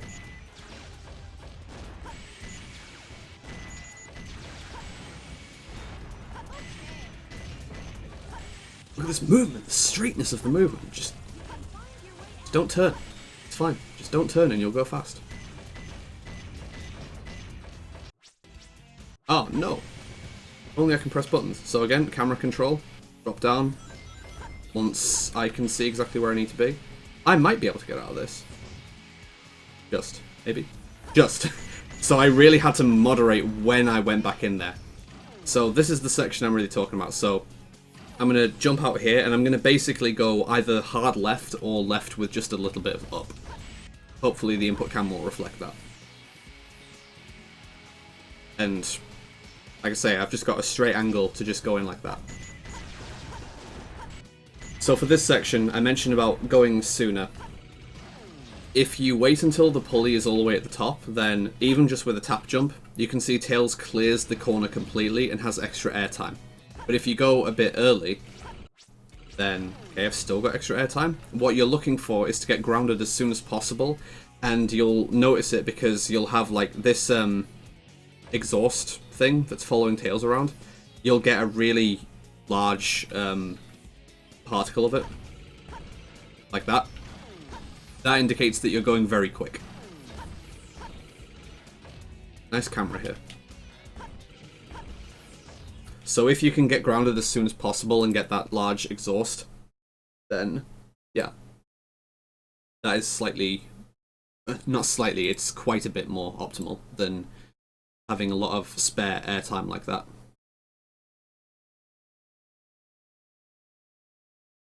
So going for the hover jump here, the only thing wrong with your approach here is the way that you drifted into the wall. This means that you approach this a lot slower.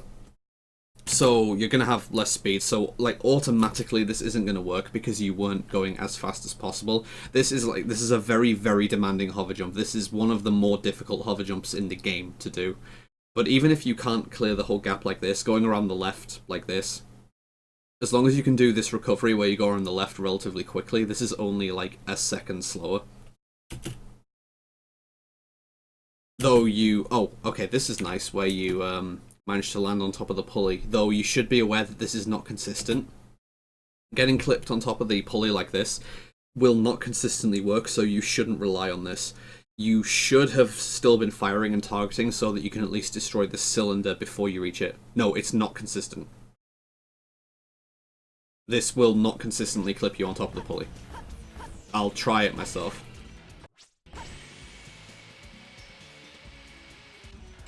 So I did there because I had like tons of height. I'm wondering how I'm like gonna easily get back over here now.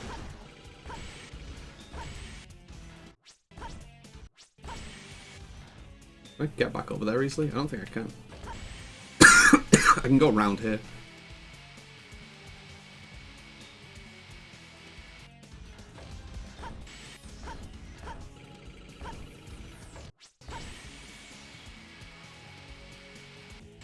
So notice there how it clipped me down through.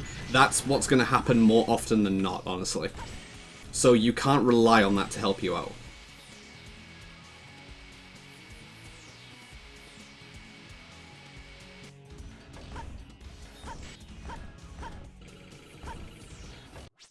So rather, you should still be firing to destroy that cylinder, so that in the event that you do get clipped down again, like I did there, you can at least still then progress like this, without needing to destroy the cylinder once you've already been clipped down.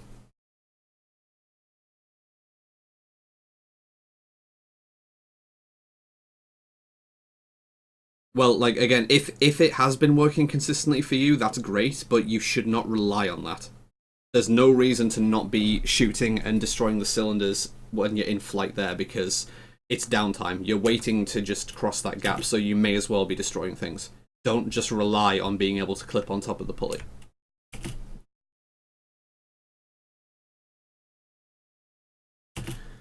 So, this is like one of the most difficult strats to get in Hidden Base, but it looks very nice when you can get it. I mean, first of all, just again, audio cue for when to go off this is when you hear the 4th ring sound. Is generally when you can go. But being able to destroy this door before you reach it is a very difficult strat. Kind of like that. I'm not like really consistent at this. I always go for it because it's always worth going for. There's no reason to not go for this. But the method for it is very odd. Like, I can try and describe it where I'm kind of like going down right here a little bit, curve around, and then the idea is that when I get off the pulley, I want to come down so that when I reach this spot, I can be angled in this direction and hopefully just fire shots towards the door like that. But this is like tricky. This is very tricky, and the vase gets in the way as well, which stops your momentum.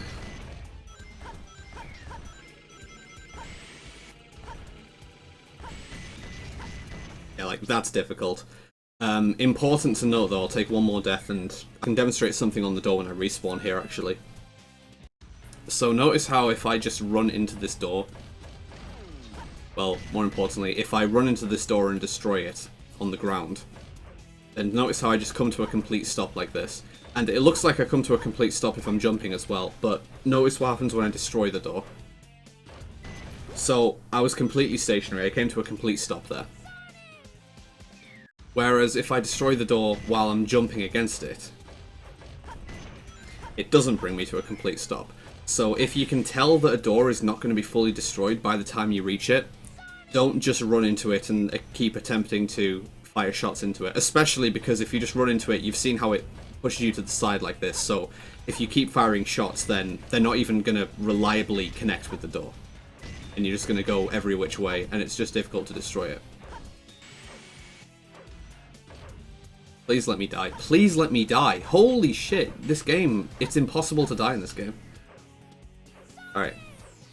Whereas, just if you know that it's not going to be destroyed, just jump into it and keep shooting at it, and it won't slow you down that much. That's kind of what I'm exploiting here as well, where I'm jumping against the door, and it doesn't bring me to a complete stop once I reach it.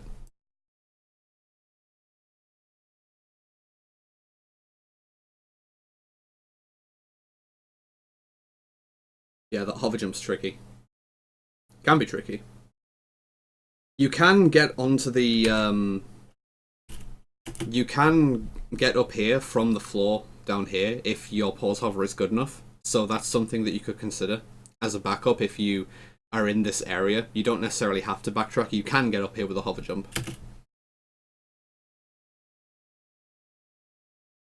I personally really don't like attempting this maze skip jump from the top of the door. I think this is needlessly difficult and it is barely faster. I much prefer to land on the corner here and then do it.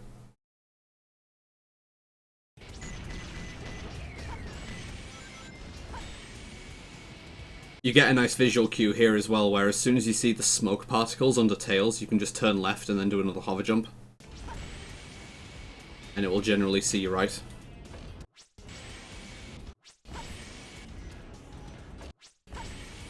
Look at that hover jump. Alright. So again, without pausing. I didn't go high enough, no.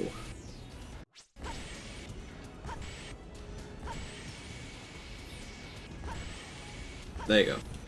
I just find it much easier to use the corner there rather than the door, because the door is so narrow that you're barely on it for long enough to even perform the inputs, in my opinion. It's not closer, like, it is slightly slower to use the corner, but it's a hell of a lot easier. So that's why I use it.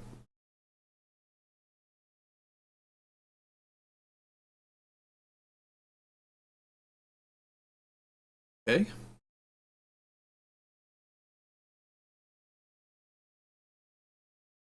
You don't really need to hover so much on this first gap. You can use like a very minimal hover here just to make sure you don't fall in the sand. You can hover a bit longer on this second gap here, but for the first one it's like barely necessary at all.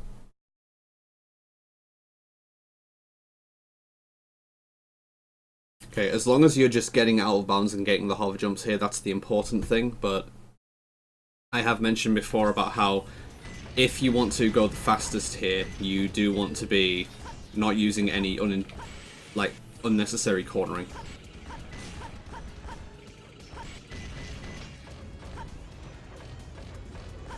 So no, sorry, I barely hover there. So if you want to go as fast as possible there, then you want to just not go hard right to get up here, so that you don't have to turn up and lose, you know, your momentum and whatnot. Where instead it's better to just have a direct approach like that. Yes, it's riskier, but yes, it's faster. So if you can consistently do the hover jumps, there's no real reason to not do the approach like that. I appreciate that it is scary doing it my way. I mean, even my PB took a 20-second death there. So yeah. It's not worth wiggling around like this, trying to get the early lock-ons. You should just be moving as fast as you can and hope to get the lock-ons. Like, if you do, it's nice. If you don't, it's not worth sticking around here and grinding for them.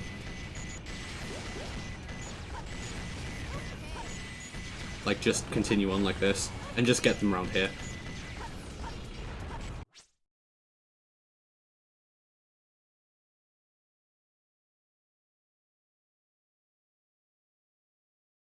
Yeah, so last time I mentioned walking into the fence because it's faster. When you walk against the fence like this, like you're doing here, you move faster. Instead of walking not against the fence. Just TLDR, it makes you move faster. So, yeah, you should do that. You should clip in as soon as you can and spend as much time as you can running against the fence because it makes you move faster.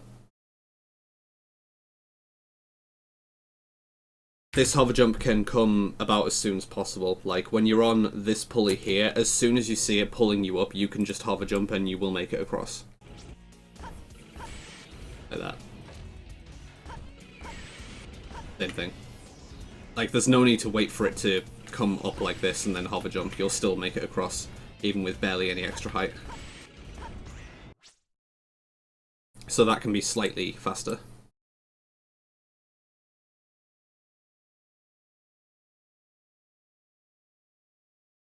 Yeah, hidden base.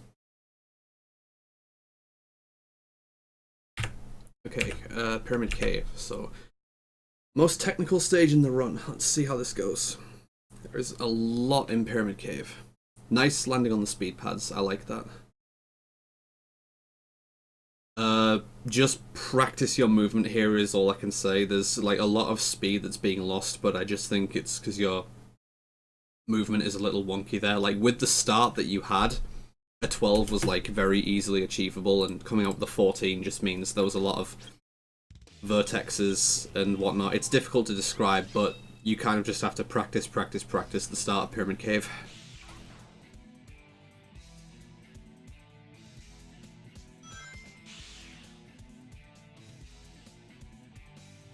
Like, I'm slowing down a lot there. I'm visibly slowing down a lot there.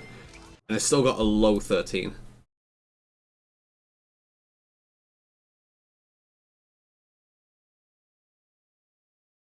Alright, I'm not sure why you paused there, because there's no A input used there, you just released the spin dash, so I legitimately don't know what the purpose of the pause buffer was here. No, you don't need to do an A input there. You can do a spin dash hover, but there's no, that's not a spin dash jump, you just bounce up. Again, I'll just show on my input cam. Turn my game feed on.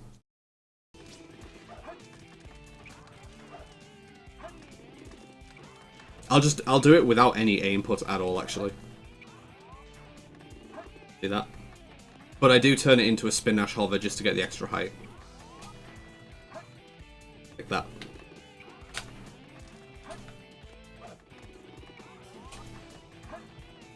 So, yeah, don't be fooled into thinking it's a spin dash jump, it's a spin dash hover that I do. And you don't need to get, like, as much height as that. You can get, like, a minimal hover and still make it quite comfortably.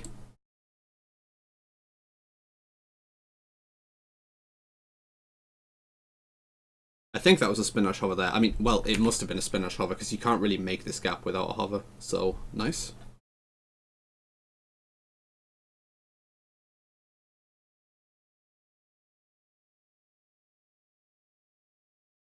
I'm unconvinced about the route here. I'm not entirely sure why you don't just stand on the hourglass. You can just, like, go neutral there. Like, once you hit the hourglass, you can go neutral and then jump and bounce on the hourglass and then hold up. Like that. So you can just, again, I'll just break it down. Just homing attack into it, you'll end up on top of it, and then you can just jump and bounce. Sometimes you'll get knocked off the top of it, which kind of depends on where you hit it with the homing attack, but generally it's safe to just be on it and bounce on it.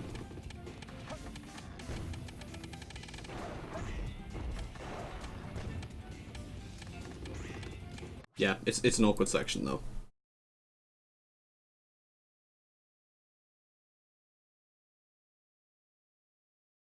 Yay, the section with difficult movement. Bouncing against the door really doesn't work very well, I think. Yeah, like, if you just want to go with that, I suppose. But yeah, if you're going to try and super bounce here, I really do try and do it on here. It's just much more convenient for me.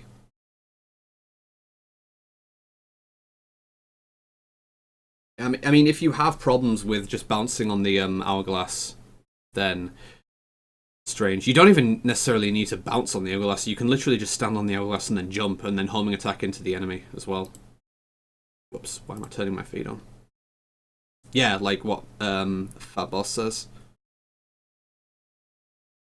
A very reasonable option.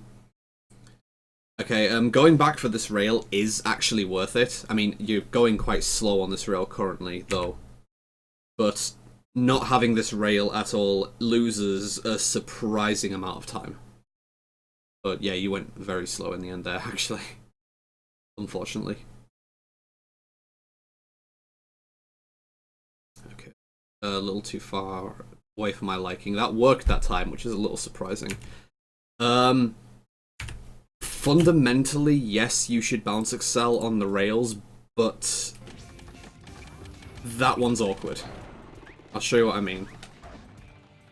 Like, if I just end up where you were here, I don't really think I'm going to be able to bounce excel onto this. Because it's horizontal. Okay, I could there.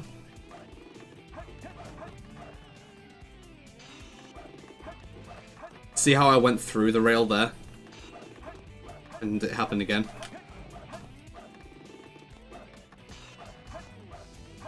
I mean, you can jump and homing attack. You can do a short hop and then a homing attack cancel. And that will get you some speed. What will get you the most speed is if you stand on the snake head like this and just spin dash onto the rail. That will get you the most speed. Like, that's more speed than you'll get by approaching it with the run strat, where you super bounce over and then bounce excel onto the rail normally. You'll get even more speed than that. But it takes a bit of time to set up, as you saw. And then, yay, let's door skip. I like door skip. Everyone should door skip. I'm just trying to see why this attempt failed. I mean, it's possible that you were slightly too far to the left, but the distance from the door looked good here. Again, I'm not really a fan of pause buffering the spin dash jumps, but if it works, it works.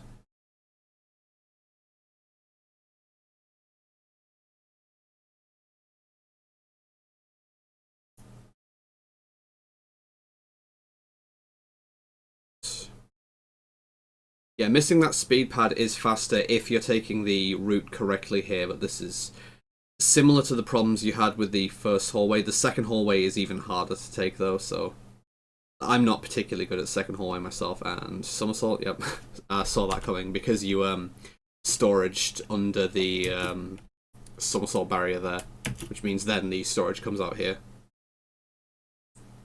So I personally think it's better to... Oof, brutal. Okay, at least you didn't die there. And yeah, you don't want to ball form through there. Like, let me just go out. There's quite a lot of stuff going on here. The way you spin dashed and ball formed here, you don't stick to the loop properly, so that's why you came to a stop there.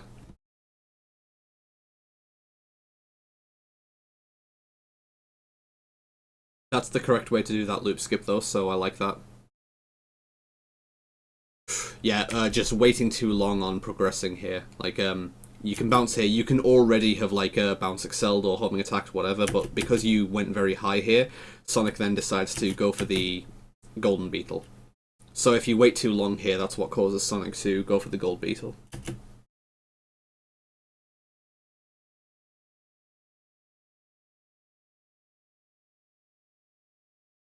Okay.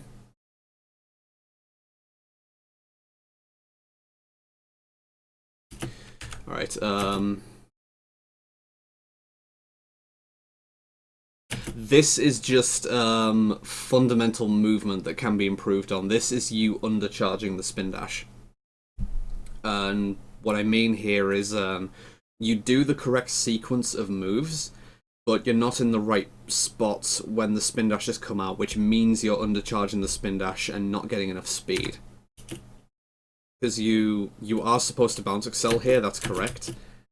Then the first spin dash comes out, and again, it was a very short spin dash charge, but then when the second spin dash comes out, you were before this vertex.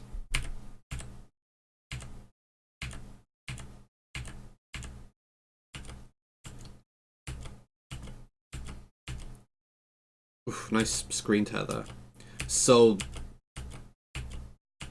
So this is just caused by undercharging your spin dash. I've got to do some catching up here.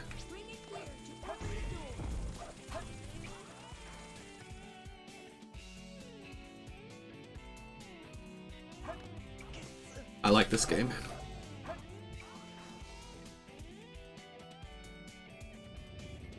Now I'm even going to snake skip as well.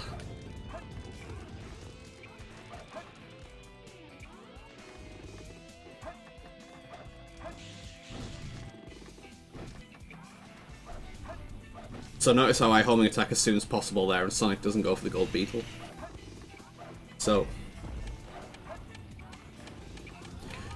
I didn't undercharge that spin dash, and as a result, my second spin dash came out when I was over the vertex. If I undercharge it this time. First I need to actually do the movement correctly.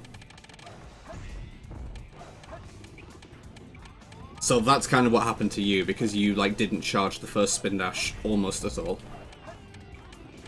So if you just charge it a little longer, then you'll get a bit more mileage out of it. So that could be like a general Sonic habit as well.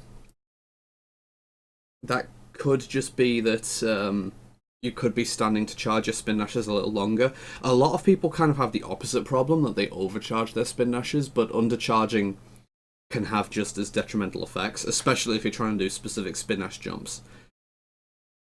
Like the door skip from earlier, when it looked like the first attempt should have worked, but it didn't. if you undercharge your spin dash, that could also have made it fail. Again, I don't have the game audio, so I'm not listening to how much you're charging the spin dash as much as I'm seeing it. But that could have made it fail. I'm not entirely sure. Nice super bounce there.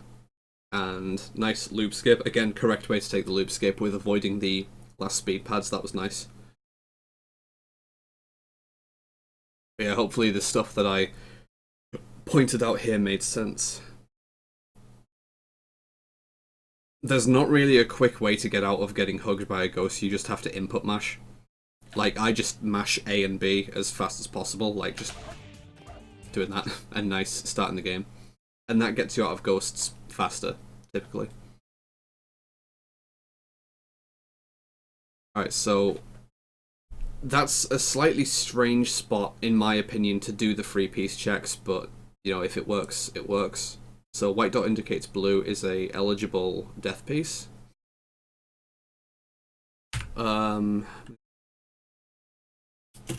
So I don't know if you went for the instant wall grab here.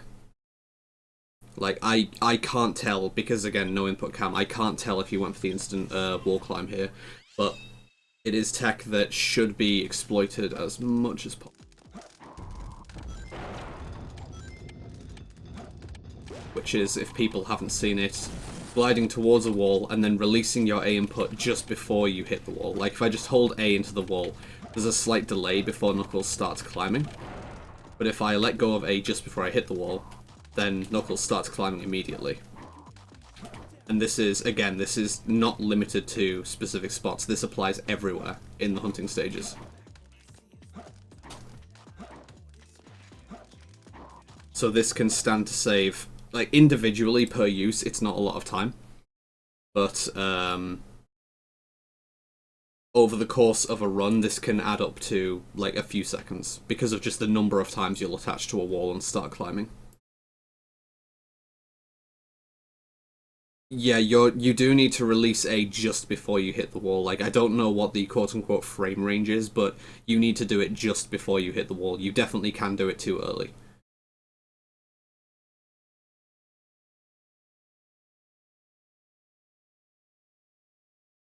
Okay.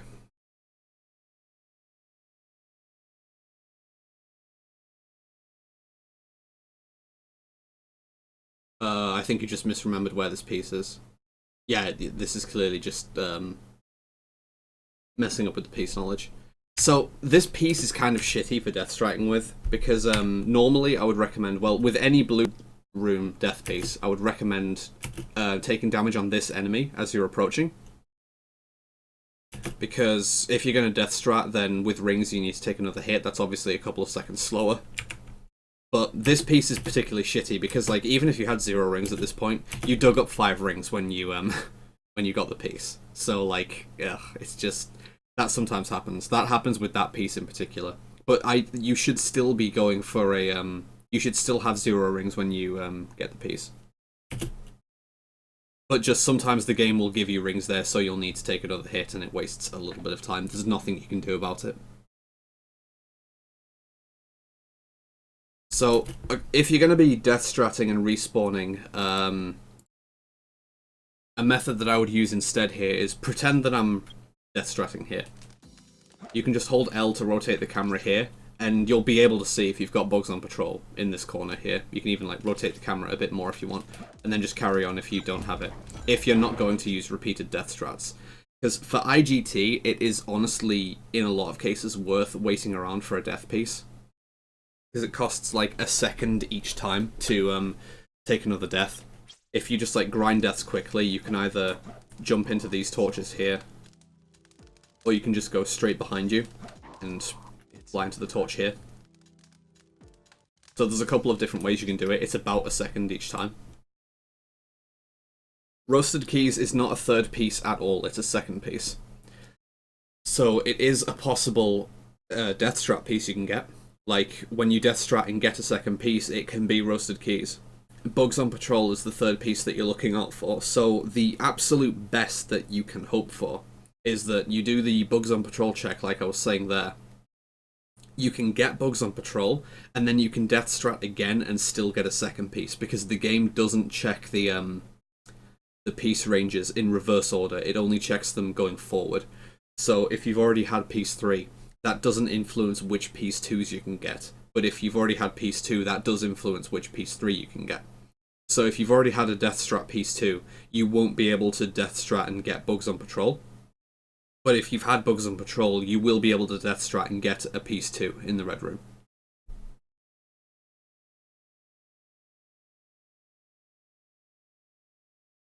So as it is, you're just going for Gorilla's hideout. I don't know if you meant to get that second hit. I assume you did, but...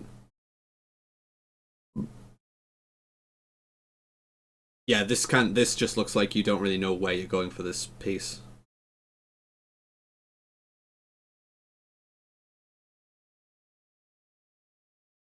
Pro tip, you do not need to wait until the door is fully closed before you can clip on it. That is not necessary at all.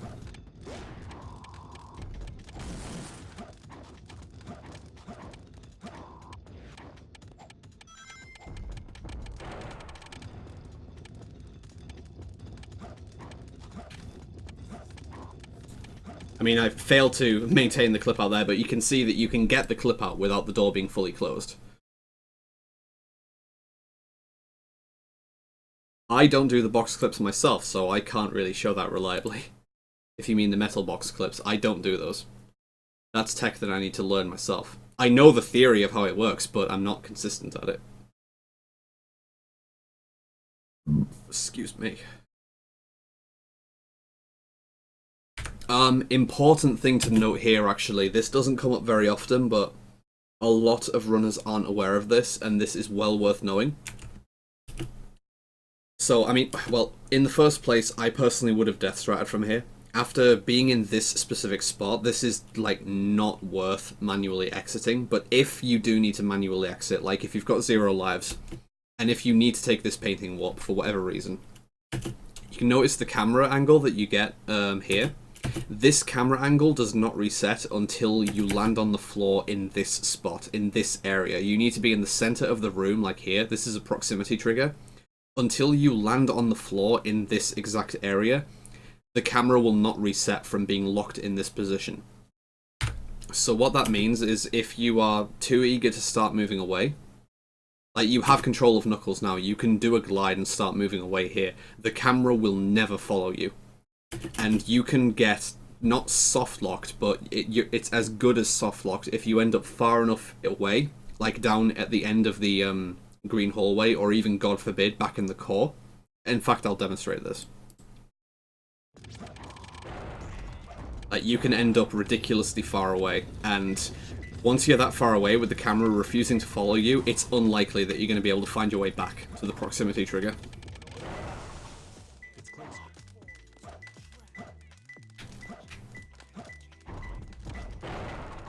Alright, so it started following me there. I'm going to try and force this.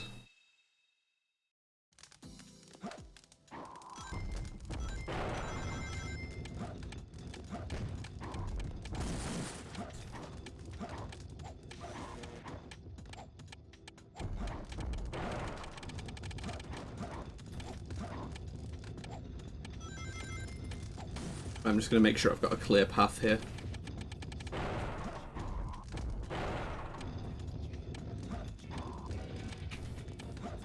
I'm not going to be fast enough here, but whatever.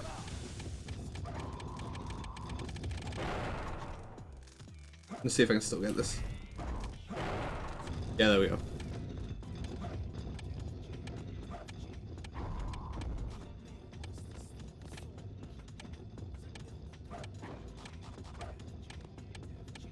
So, like, yeah. So if you guys know where I am, then that's great. I have no idea where I am, and I cannot get the camera to follow me here. So, yeah. Like I say, this is as good as getting soft-locked. So you cannot let this happen. So, again, if you need to take that painting warp, you need to just land on the floor where it drops you off.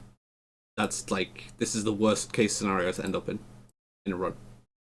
So landing there like you did, that is the correct thing to do. You can't avoid doing that. That's like not optional.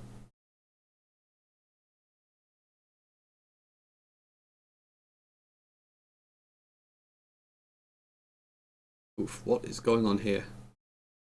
Do you just not know the piece again? Because yeah, you were on the correct way to the P, segment with the red nose. This is why the radar can be so unhelpful in Death Chamber, because of the painting warps. Okay, good. You found your way there eventually. There you go. Yeah, the radar can just be super unhelpful with the secret rooms. Trust me, I know that feel. Alright, so Boom Boo is another boss where you can take a small IGT time save at the start with a restart, just so you're aware.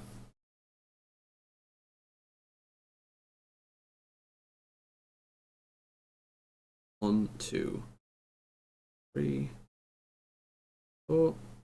So a decent approach, actually. This isn't like the worst approach in the world. It looks like you know when to approach, which is nice. Jump and glide for the faster approach. You really want to not waste any unnecessary time, since you have a limited time to get the one cycle. So I pretty much am just mashing A at this point to gain control as soon as possible. I just jump and glide, and then when I see when I've grounded again, then I just do the punch.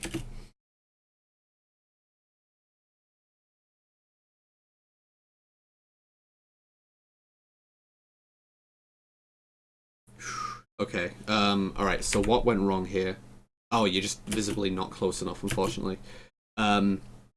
This is just a very slight angle change that you need to do. That you should have been, It's tricky, because I think, initially you were too far to the left, and then I think you adjusted a little too far up. Because when you miss him like that, that typically means that you're not aiming far left enough, but you were visibly too far to the left to begin with. This is just a difficult fight to do in general. Like, high-level runners make this look really trivial, and it is trivial when you understand the fight well enough and you understand the movement well enough, but the variance of the angles is very, very minute. Yeah, like, when I'm waiting for a shadow to move, I'm just holding up and mashing A, so that I'll jump and glide upwards, and then once I hit the ground, I press B to punch, and I just start moving upwards very quickly.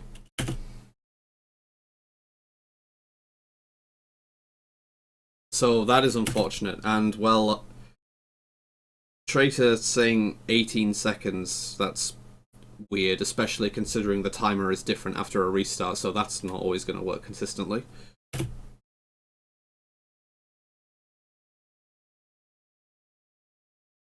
The notch on a GameCube controller is literally just the up left angle. So, like, if you just look at compass angle, like 360, 270, like left will be 270 degrees, up will be 360 degrees. So it's the 45-degree point between that. So it'll be 315 degrees. Yes, but what I'm saying, Weeb, is after a restart, the timer is different in this fight. So if you follow that same rule, then here you'll be going very late, actually, and losing an unnecessary amount of time. It's more important to understand that he throws 4 fireballs. Like 1, 2, 3, and 4. So if you just find a way to go by that, that's going to be the same every time. And another important thing to understand as well is that he doesn't start throwing the fireballs until a specific spot, until a specific point, like after he's been running for a specific amount of time. But he needs to have a line of sight to you. So if you already get like way too far ahead of him, won't start throwing the fireballs until he has a line of sight. So you can be too far ahead of him to begin with.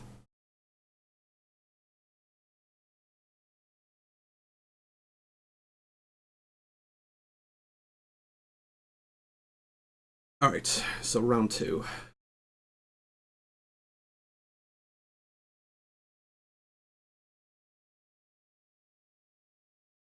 Same thing when you get out of the ground as well, that like at this point I'm just mashing A to glide and get on the ground as soon as possible, and then just punch when I'm grounded again. making all those movement optimizations is very important, because for the first attempt here where you miss the one cycle, if the rest of your movement had been like perfect from getting the hourglass to digging him, etc., like if it was perfect after hitting the hourglass and him running away as a shadow, you can actually afford to miss a hit and still get the one cycle fight. You have enough time to land what would be like 5 hits if your movement is like perfect. So yeah, if your movement is super good, missing a punch isn't necessarily a death sentence. You don't necessarily need to reset over it. So it is very important to make sure your movement is really optimal when you can go for it. I've gotten a one cycle with a missed punch before. Alright, Egg Golem. Buying super bouncers. Nice, this is brave. Looks like you're not getting greedy for them, which, if you're not like really confident at these, this is probably the best way to do it overall. Like if you want to just take a stab at them in between each cycle. This is nice though, trying to use the poverty bouncers with the sides. It just was an awkward situation that you ended up in. That was like, probably could have been done a bit better, but at the same time that wasn't like entirely your fault. But kind of getting a second hit out of it, nice. Yeah, you just should stay away from the platform that he's evidently in the middle of attacking, is all I would say here.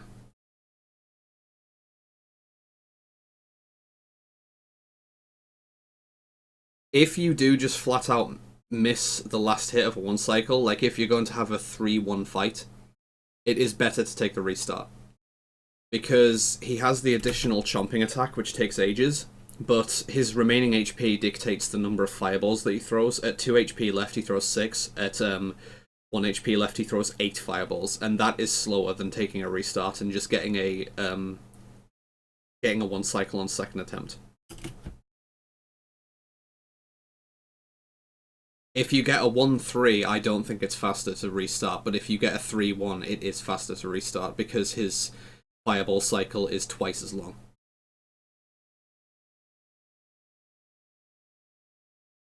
So yeah, I have to specify that. It's faster to restart if you get 3 hits and then miss. If you get 1 hit and then miss, it can still be faster to just then get the 3 remaining hits on the second cycle.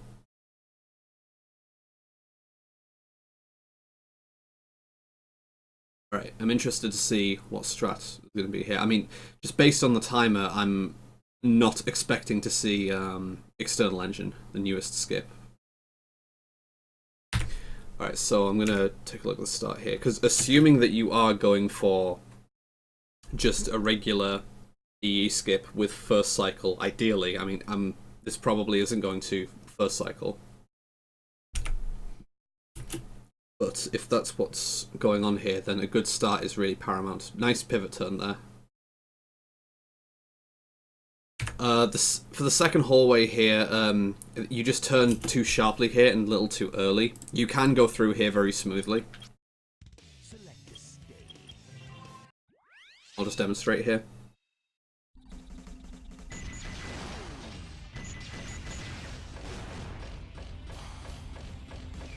So what I'm doing here specifically... Can you fuck off? So I just run down at a pretty much straight angle like this, and then once I get in line with this floor pattern, I just turn inwards a little bit. The camera change makes that awkward, but you'll see what I mean if I just do it in action here. So I just wait for the floor pattern there, and for some reason being in this general area on the left side makes it much easier to get the enemy lock-ons there, FYI.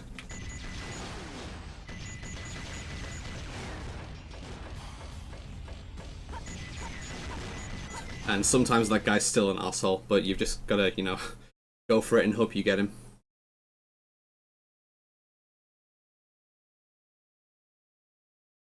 Yeah, this guy's just a dick. Like, already it's not looking great for first cycle. Like, you'd need really, really good movement from here on out to be able to make first cycle. Okay, so nice jump, cutting speed a little bit.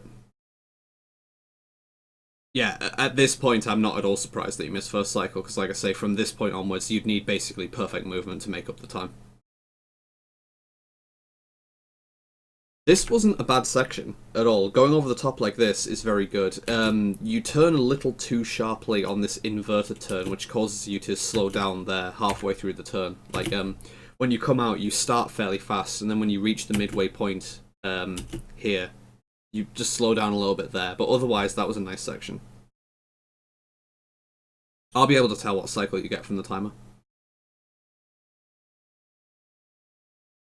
Yeah, most of this is very solid. Like, if you clean up the start, and thankfully the start is the easiest part to practice of Eternal Engine because it's at the very start of the stage, you could definitely get first cycle.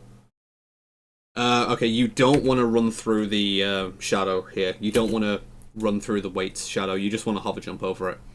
And like, once you're in the room here, you should be hover jumping. You can still get the lock-ons here. And then you don't want to release from the hover until you hit the back wall. It's the same as any other weight elevator. It's that it comes down if you're on the ground where the shadow is, so you need to hover over it. This is kind of something where I don't really understand how a lot of people don't know how this is a thing, because literally, hang on. Literally, this guy here, this Omochao, he tells you about it. There is a trap above. Don't land on the shadow. That's what this Omochao tells you, not to land on the shadow. But, I mean, okay, the Omochao's out of the way and you're not going to go out of your way to hit him, I get that. But it's still, it's weird how, like, a lot of people just miss this detail when that Omochao is specifically there to tell you about that, even in a casual playthrough. But, alright, yeah. So just hover over the shadow. Make sure you're not contacting the shadow when you land here, which is why I mentioned when you go into the switch here, you want to be against the back wall before you drop down. Because if you drop down too early, the game still considers you being in contact with the shadow. So just do that. And yeah, this weight will not come down at all. So 112 checkpoint. This is... let's just go back here so you can see this. It's like a high-ish 112 as well. This is probably the tail end of second cycle. Like, you can probably clutch second cycle from here with a 112. Like, you were easily on second cycle pace before that weight elevator there. But with 112 here, this is probably like just about getting second cycle if the rest is like perfect, the next couple of rooms. They typically go in like 7 to 8 second cycles, and 105 is like the tail end of what you can get with first cycle. So in other words, if you're going for first cycle in this stage, you basically need to have a 105 check or better at this point. So that shot there, like, it worked, but I'm not a fan of how this went. I'm actually just going to play through Eternal Engine here. Skipless Eternal Engine for me for once. It's been a while since I've played this. I hope I still remember everything. Damn it, I got stuck. So I'm just going to be prioritizing trying to have very straight movement where I can.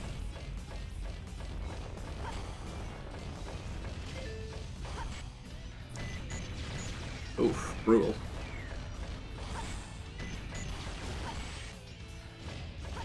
Right, I kind of have to maintain this lock-on with the blaster, because, yeah, I can't avoid those backs getting blown up. Same, I have to be ready to jump on this bridge, because I have the blaster.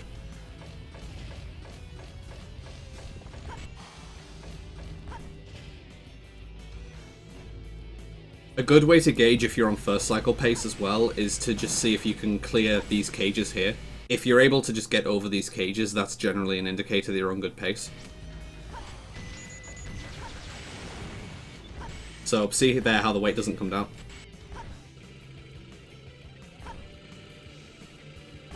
So 106 check. This means I'm probably not making it, but I can try for it. But the strat that I prefer now for this enemy is to just run towards him, jump in his face, and just fire a shot in his face, and then turn to the left after you land the shot. A bunch of us when we did that called that the Chaos Spear. After Shadow's attack. So you can see here that okay, I can still get the back end of first cycle. So that is like the latest first cycle that you can get, and that was with a high 106, but I needed to get the back end and I needed to use the balloon to give me an extra upwards boost. So that's really like not what you want out of a first cycle. Generally the Chaos Spear strat works like that because he stays out long enough to start attacking himself. Like, you don't attack until he's started to attack you, and then you just kill him with a counter attack. And yeah, if you target that enemy and just maintain the lock on, he won't attack you, so that's something you can definitely exploit. Okay, so this, yep. Alright, so let's see what we get here. Oof, that's... Okay, so there's way too much rightwards directional input there to get the clip out like that. Yeah, this is just... Reconsult the tutorials that you've been following. See, that time you were facing way, way more up. I'll try and get the clip out myself. I'm not really, quote-unquote, good at this method, but this is a relatively trivial clip out for me. Yeah, there we go. So I used up with just a little bit of rightwards input there. The main culprit for not getting this is that you're going either straight up or too far right. You do want to be doing up with a little bit of rightwards input, and of course the timing when you're on the drum needs to be correct as well, but the angle is equally, if not more important there. That will like cause you to miss it more often than incorrect timing, I believe.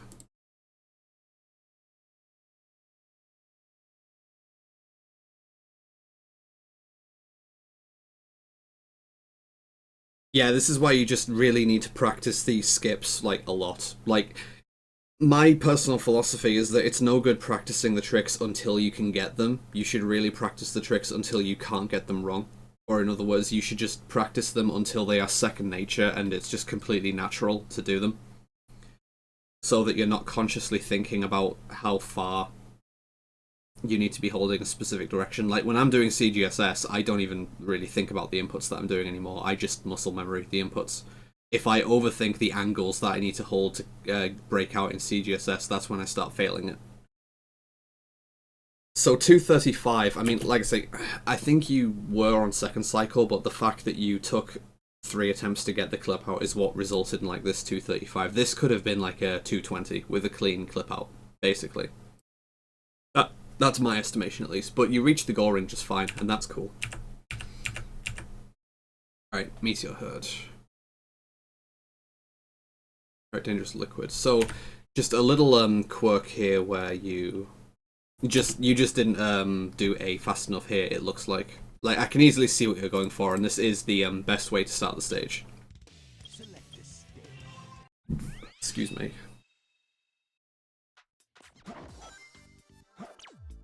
Yeah, like you can just do the A input as soon as the B input comes out.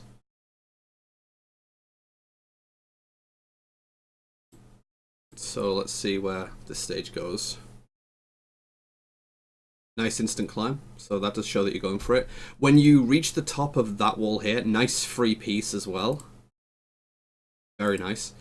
So when you reach the top of that wall, rather than just climbing up on top of it like this, because Knuckles won't get this spring until you're actually fully on top there, it is slightly better to just jump and glide like that into the spring. That's just slightly faster, just something to be aware of. But yeah, nice free piece. Oh, and be aware of the actual movement cycle that the piece takes, so that it doesn't avoid you like that. It goes up the left and down the right. So Dangerous Liquid, if it hasn't pinged, is at the top, so... So just pretending I have Dangerous Liquid here. If it's in the middle, it's already going to be pinging here, so if it isn't, then just as soon as I get off the rocket, just go to the left. And you can just get to the rocket immediately without needing to use the other spring.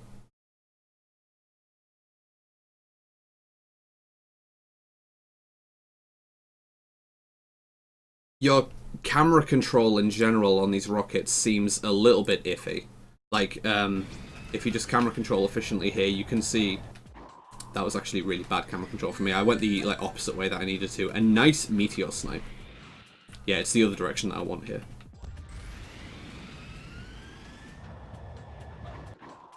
You can get like a relatively level camera, and in this spot, I think you don't really need any camera control at all. We'll see.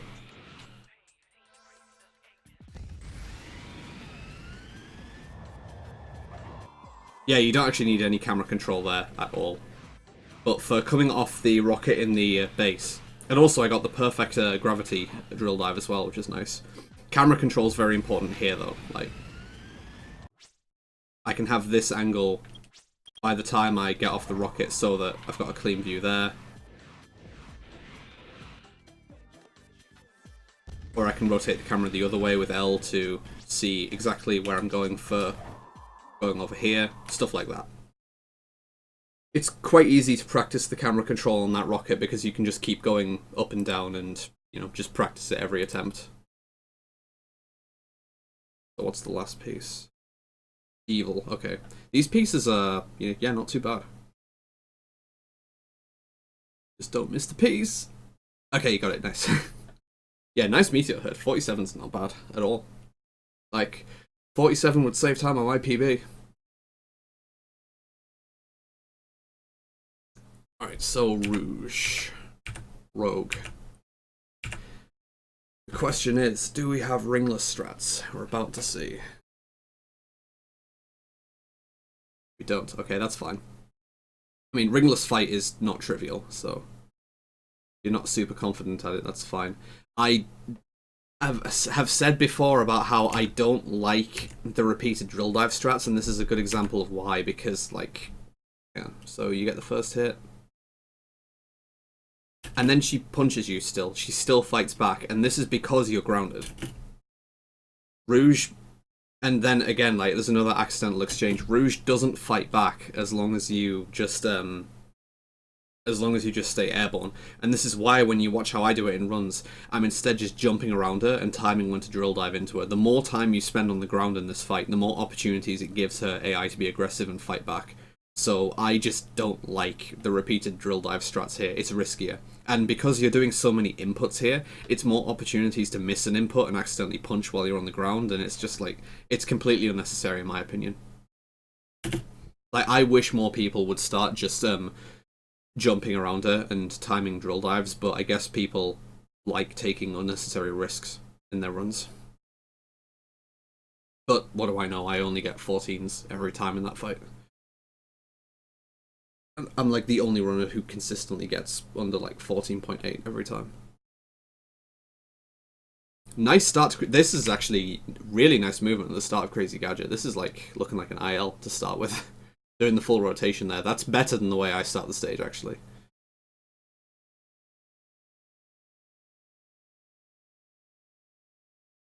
Yeah, someone's been practicing Crazy Gadget, wow. The homing attack there was a little early here.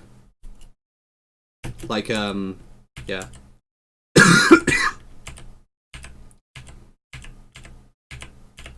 Granted, this is difficult to gauge how to do this optimally.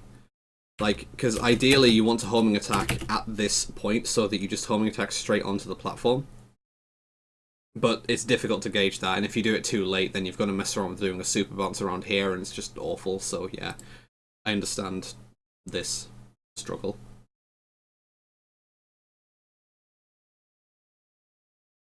Alright, so, I think you went for the fast exit here. I'm not sure. But then you went into the spring. Either way, you didn't run into the spring to begin with, which makes me think you were going for the fast exit. So I'll just have a quick run through of this and show exactly what's going on here. See how I do the suboptimal method there? Oh no, and I lost speed.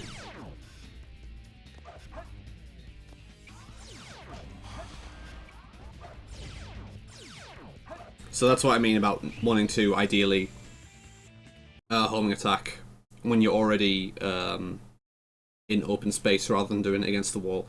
So when you come out here, you want to be holding down and as soon as you're grounded, you just continue to hold down, and you can just jump and do a double bounce.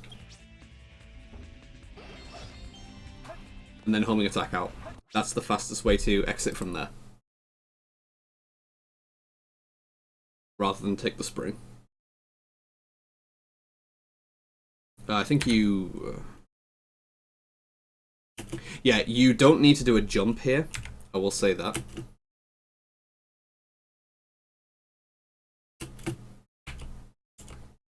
Like, I'll frame advance this.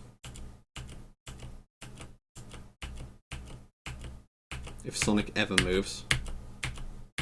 I really hate the buffering on each frame of YouTube's frame advance.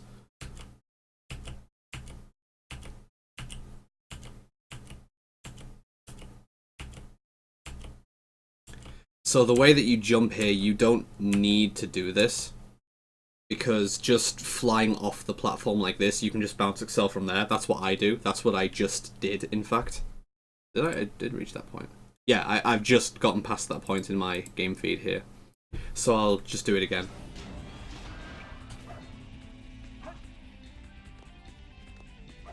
Sonic, please. Alright, so I'm just going to spin dash off the ledge and then press B and A for a bounce excel once I get off the ledge here. So you don't need to jump at all to perform that. Like the way that you do that. It's just a lot of extra air, which means a bit less speed and it's a bit more time invested. I also hate the rail here, so if you want to just avoid that, that's not the worst thing in the world. Okay, so skipless CG. Interesting. Okay, manual strats getting in there. I don't necessarily disagree with that. You do, again, want to just let the spin dash roll off that ledge, though. So I've got quite a bit of playing along to do here.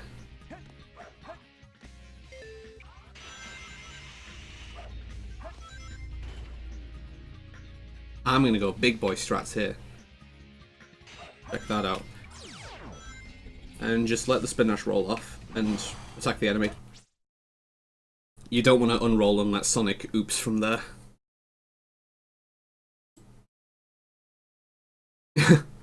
Yeah, if it was an accident, then yeah, it's good that you like know not to do that. Especially this enemy can be an arsehole if the little fragments have time to get off. And yeah, the enemy being right in the middle of the hallway there is a nuisance. For sure. All these pause buffers for the spin dash jumps, it's triggering me. It's like, no, don't like it. Alright. Okay, so you can light dash there. You can just be mashing B when you get out of the pipe there, and you should always get the light dash. Yep, be holding down there when you take the gravity switch. For the flame ring.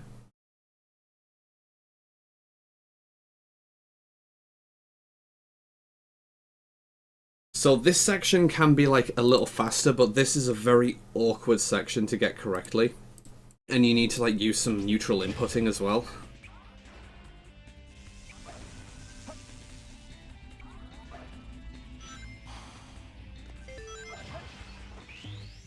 So I'm myself just going to mash B as I'm coming out of here.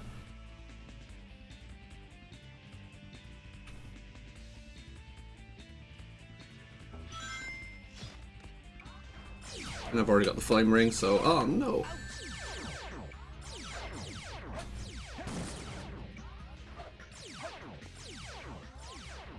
So notice how I go neutral there and then miss the light dash. So yeah, that's the fastest way you can take that section if you don't miss the light dash, touch wood. But it's awkward as fuck.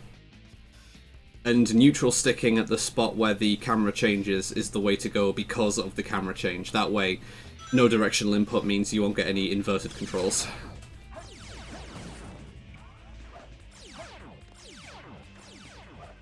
Like that.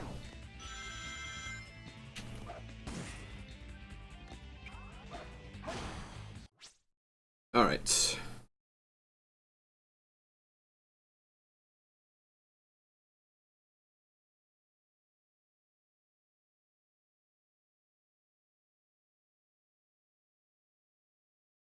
Okay.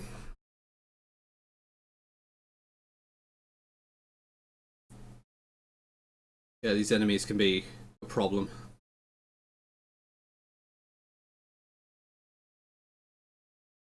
Nice. See, you don't need to pause buffer to get spin dash jumps. You did it.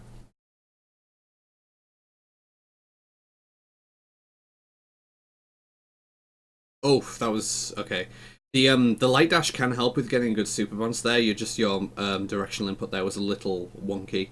But otherwise, that was actually a pretty good section. I'll just finish out CG myself, because I also find CG very fun to play. Please? Alright. Please? Again? Fucking hedgehog.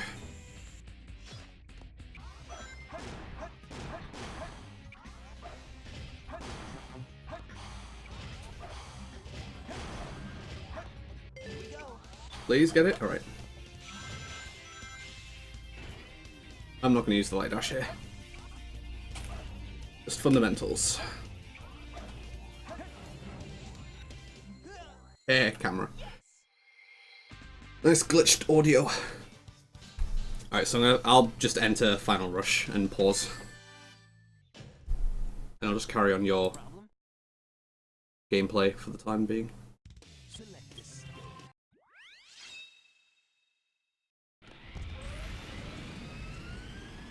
Okay.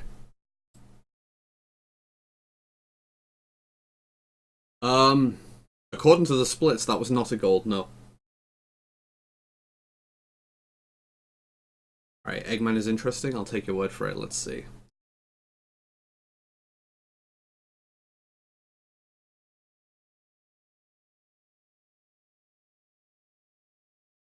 Okay, so using this strat.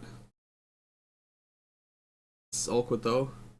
Yeah, you don't wanna take him on in a firefight like that. That's nice getting the kill, but you don't want to just stand in the middle of his laser like that. This is, on other attempts, this is like gonna be a recipe for disaster, honestly. So let's break the fight down a little bit. So the first hit, like totally okay. Second hit, yeah, just getting it as normal. At this point, you should have just jumped over him. Or, like, jumped around him, either or. Standing in the middle of the laser like that, just really, like, nah. I don't think you really need to pause to get away with that, though. I think if you just jump over him normally, that you should still be able to do that. And even then, even if it does require a pause hover to get over him, you can still just go around him. And he'll be stuck in the same way. Because if he's firing the laser, he's going to be stuck. He can't turn around. So you can just go around him just as easily. Especially when he's stuck on the invisible wall there. Oof, that was lucky, actually. That was actually very lucky. Let's see what goes on here. Okay, so bouncing onto this rail. A lot of people find that more consistent. And oh, this camera. This is... I'm going to be a bit surprised if you get this, actually. And this angle is... Wow, this is the old Final Rush angle as well. This is the angle that no one likes. You do get this? Wow, this is a bit strange. See, this angle for Final Rush, I can try and do like a bit of demo myself, but I mean, number one, I don't do the bounce method for Final Rush. Number two, I'm playing on 4.3, so it looks different. Like, the visual cues are different. I'm not really used to doing it in 4.3 especially.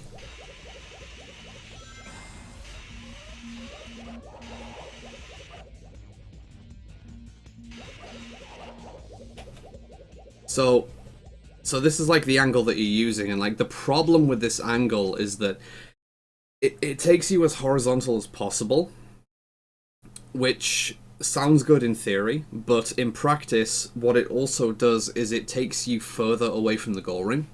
The more horizontally you go, the more you have to travel outwards before you can start traveling towards the goal ring, and that adds more distance. The newer angle aims to just do something like this. It's a more direct fall. Like, this is not really going to be the correct direction. But when you fall at a more acute angle like this, you come closer to the kill planes, but you don't have to travel as far. I'm going to guess that I can go now. Again, I don't use this method. Alright, looks like that worked. Whether I'm actually going to reach the goal ring is a different story. We'll see. It'll be interesting to see if I actually reach it here. I don't know myself whether I can. Since I'm in the ball form, though, I should be able to use a pause extend if I need to. I'll try it now, actually, using a pause extension. No, I can't. Oh, yeah, because I'm in bounce form.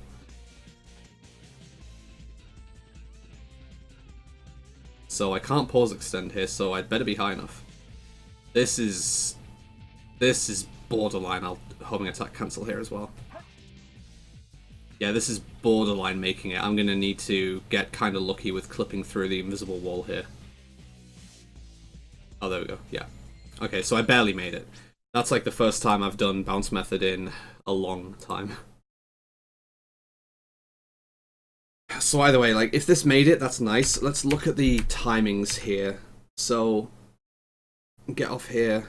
Probably camera pans start around like 23, 22, so the conventional wisdom would suggest that you needed to turn at around 40, maybe just before 40.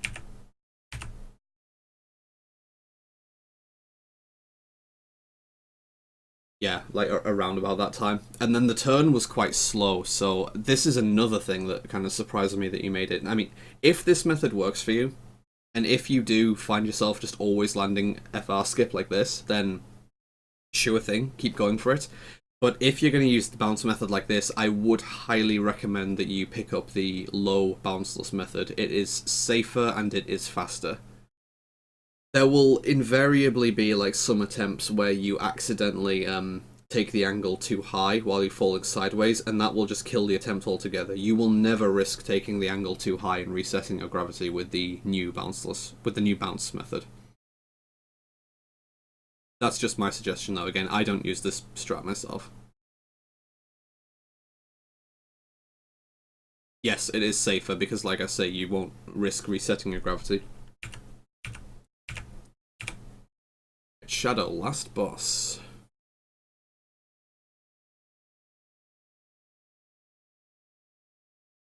Okay, so just a bit late on that attack there, and then...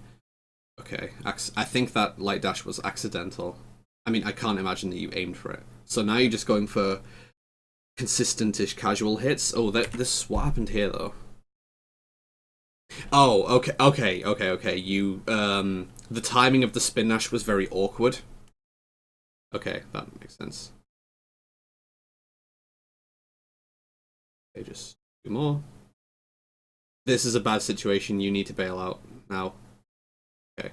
Yeah, you're barely surviving there. This is... Oh my god, this fight. Oh my word. There is... Okay.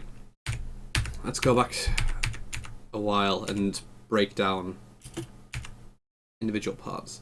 So the first hit was fine. The second hit, you just homing attacked too late. I'll have another look at your rhythm here. So, so dumb. So then, dum. So yeah, that was just a bit too late. So obviously, like everything else, you just need to practice this fight. But practicing the rhythm for the attacks is super important because this is kind of what caused the entire thing to go out of control. I'm not sure why you homing attacked here though, because why you light dashed even, because a B input is not what I would have been using here. I would have just been using A to jump and start homing attacking him again. So I'm not entirely sure why you were using B inputs here to cause this light dash to come out.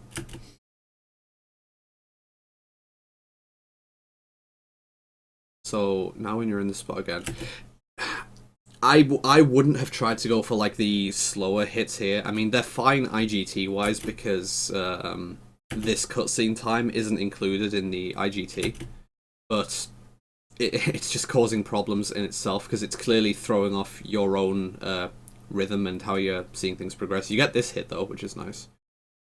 And then this hit. So there's 2 hits remaining here.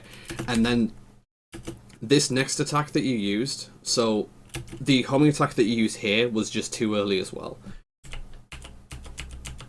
Because if you notice with Shadow rebounding here, so Shadow's still in the air, you've got your next homing attack going towards him. You need Shadow to have already landed before this homing attack lands, because that's what triggers him to then jump again and start his next attack cycle if you are in the middle of attacking him when he is able to decide actions. Since he's recoiling from taking damage, he can't decide actions right here. So now you're in an awkward situation where he doesn't start acting until you do your next attack here. See where you can visibly see that's like the frame where it happens. The frame after you start your attack, he starts his attack. Like, that's just what happens. He reacts to you performing an attack when his AI is deciding actions. In other words, when he's not in iframes. So now you're in an awkward position where you need to like fully time 3 hits from scratch. And that made you then misjudge the timing for that hit as well. Now at this point you do need to bail out because the platform's getting too low, so you do make the correct decision to start bailing out. But then he's far enough ahead to use Chaos Spear, and this is just like a nightmare situation where the fight is getting really out of control. And now you're still just going for these hits, and that's fine. Like, you had a good setup for that one, and then you've then ended the fight here. Okay, so this was a really interesting run. Something that I find particularly interesting about this run is I strongly get the impression, especially because I know that you watch me a lot, I think this is the first run I've analysed where a lot of the strats being used have been picked up from my suggestions, and nice YouTube highlights suggestions there. I get the impression that a lot of like the strats and little methods that I'm seeing here are stuff that you've picked up from what I have like said to do. So I'm seeing like a lot of my own suggestions and recommended strats included here, which, I mean, I'm gonna say I think that's a good thing. But I think I've hopefully gone in depth as well about the areas where this run can be improved and like things to work on. It's stuff like say the doors that you were handling in Prison Lane, the way that you were doing the weight elevator in Mission Street, things like that. And your piece knowledge doesn't seem to be 100% yet either, so Knuckles is definitely a big thing for you to still work on, because it was clear multiple times in the run that there were pieces that you didn't 100% remember the location of. That is like very important, especially because it probably indicates that there are going to be some very uncommon pieces which you've probably never gotten before, and you simply won't know where those are. So continuing to just keep practicing Knuckles and hopefully getting the super rare pieces a couple of times so you can see where they are will benefit you a lot. But overall, this was a very fun run to go over, so I do have to thank you for volunteering this up, and I will be soon highlighting this and I'll send it to you so that you can like look over it, review it. Anyone else will be able to as well. So yeah, this was a lot of fun, and thank you.